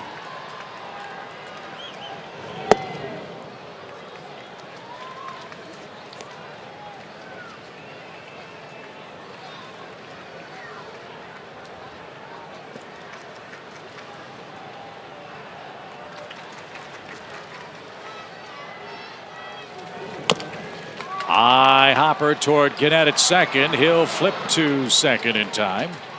And that will force Elliot Johnson for the first out of the inning. And Jordan Schaefer will be the hitter. Fans who want to guarantee themselves the opportunity to get NLCS tickets must register at Braves.com/postseason. These games are sure to sell out quickly, so don't wait. Register today at Braves.com/postseason. Get your NLCS tickets as soon as they go on sale this Friday, September 27th.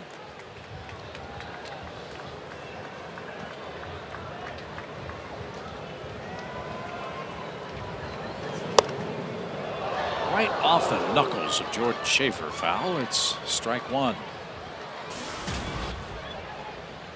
Washington still leads the Cardinals. That's 2-1 now in the St. Louis half of the 4th inning. Pittsburgh's beating the Cubs 1-0 in the 5th. Mets and Reds tied 2-2 in the 7th. And some great races in both leagues. That second wild card certainly making things very, very interesting. Washington has to win out. They need some help from somebody to knock off the Reds and Pirates. Ground ball to second. Gannett's going to have to hurry. There's one. And there is the double play. Schaefer rolls into the twin killing. And Rob Wooten gets out of 8th inning trouble. We go to the 9th. All Milwaukee.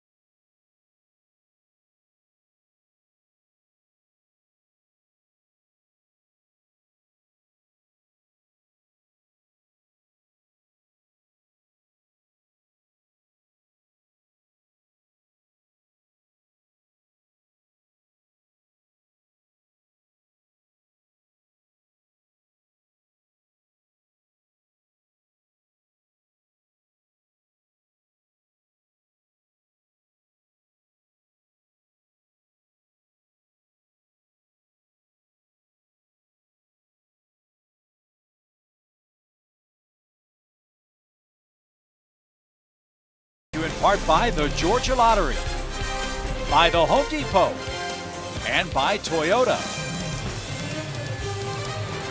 5-0 Milwaukee. It's the 9th inning in Atlanta. We've given you all a lot of time to think about the answer to our AT&T Uverse trivia question. Big year for Carlos Gomez. He's one of 2 Brewers with a 20-plus homer, 35-plus stolen base season. Can you name the other Brewer to do that? I'm going to stay with Paul Molitor. Murph? I'm going to go with Robin Yount. And because I like to wear my sunglasses at night, I'm going to say Corey Hart. Good one. And I was wrong. Good grief. Tommy Harper hit 31 homers. Man. Knew he could run. Won the stolen base title, I think, a couple of times. 1970, though. That's the Wayback Machine there. 1970. No, it's not Mrs. Potato Head night at the ballpark. But it is a fun night for the Brewers fans. They're leading 5-0 in game 1 of the series. A rare lead for Milwaukee in this ballpark, where the Braves have played dominant baseball the last couple of years. This is Scooter Gennett. I mispronounced his name earlier. My apologies, Scooter. It's Gennett. He's having a good year, hitting .323 since his call up from AAA. Funny story about him and their media guide about his nickname. He's been called Scooter most of his life, but it started. Fly ball to left. 1 out. His given name is Ryan, but his mom took him to a police station just to kind of teach him a lesson about wearing his seat belt, and he was afraid he was in trouble. So when they asked him his name, he watched the Muppet Babies a lot, and he told him his name was Scooter. And it stuck.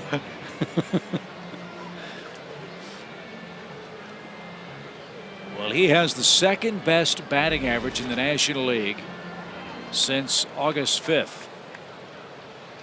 We all know how good Matt Carpenter is with the St. Louis Cardinals. Carpenter's hit .370 since August 5th. Scooter's hitting .361 in that same time frame.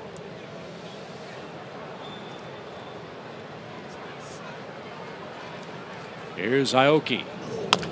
Little tapper out to second, and he is the 2nd out.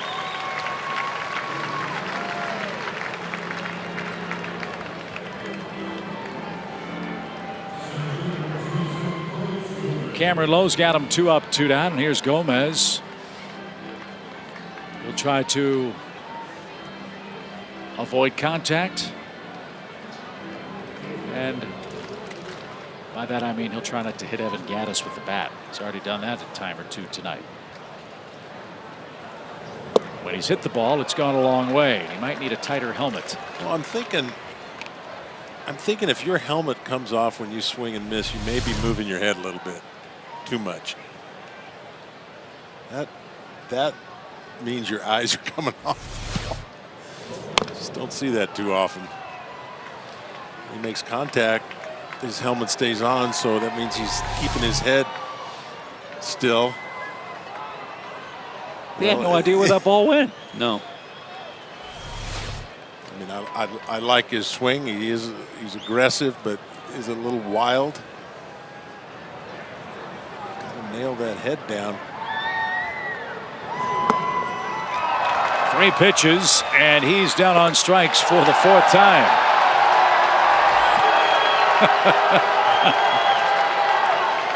In a 5-0 game, Gomez is not a happy camper. And the helmet won't stay on anyway. Touchdown, Milwaukee.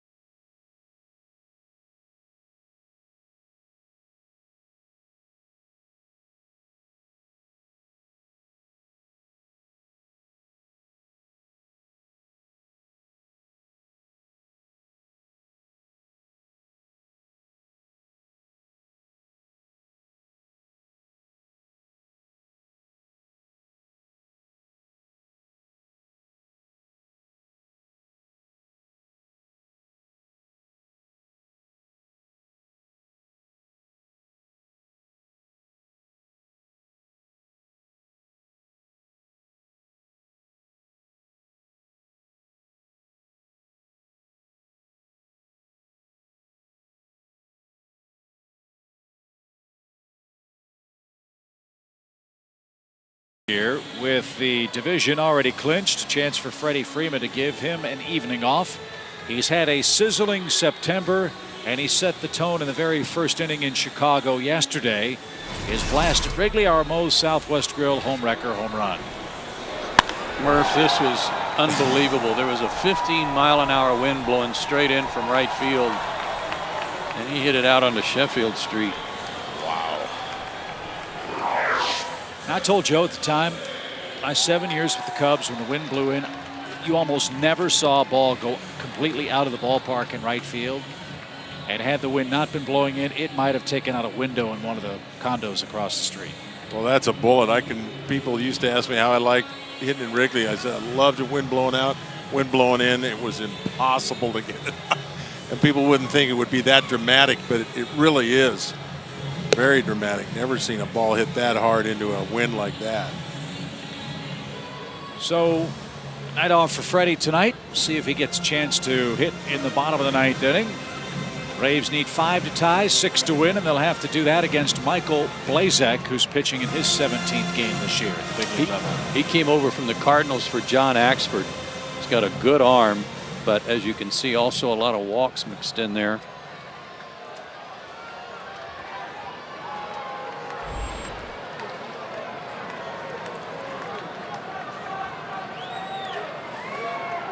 He's got a great last name for a relief pitcher, doesn't he? Mm-hmm. Blazek.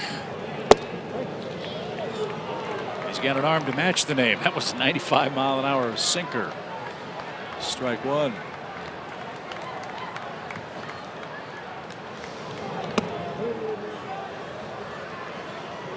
Speaking of the Cardinals, they've tied Washington now. It's a 2-2 game. Redbirds batting in the 4th inning.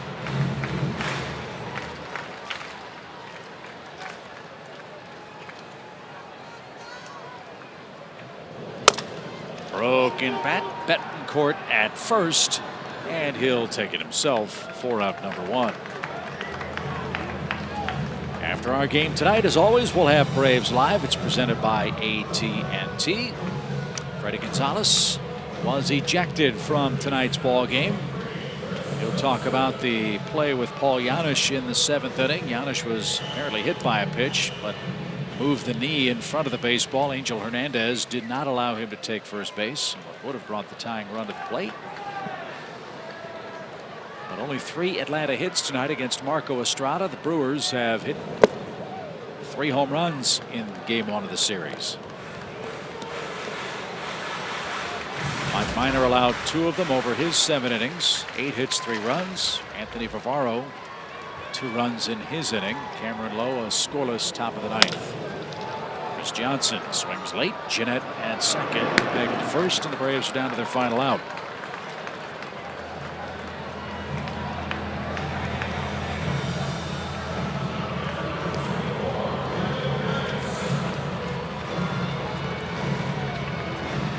Let's see if Evan can help the Braves avoid a shutout. Something that's happened quite a bit to this team. Braves have been shut out 15 times this year. And Milwaukee will hand the Braves their 3rd shutout in 4 games played this season. Ground ball right side. Jeanette diving play. Scrambles, fires, close and in time.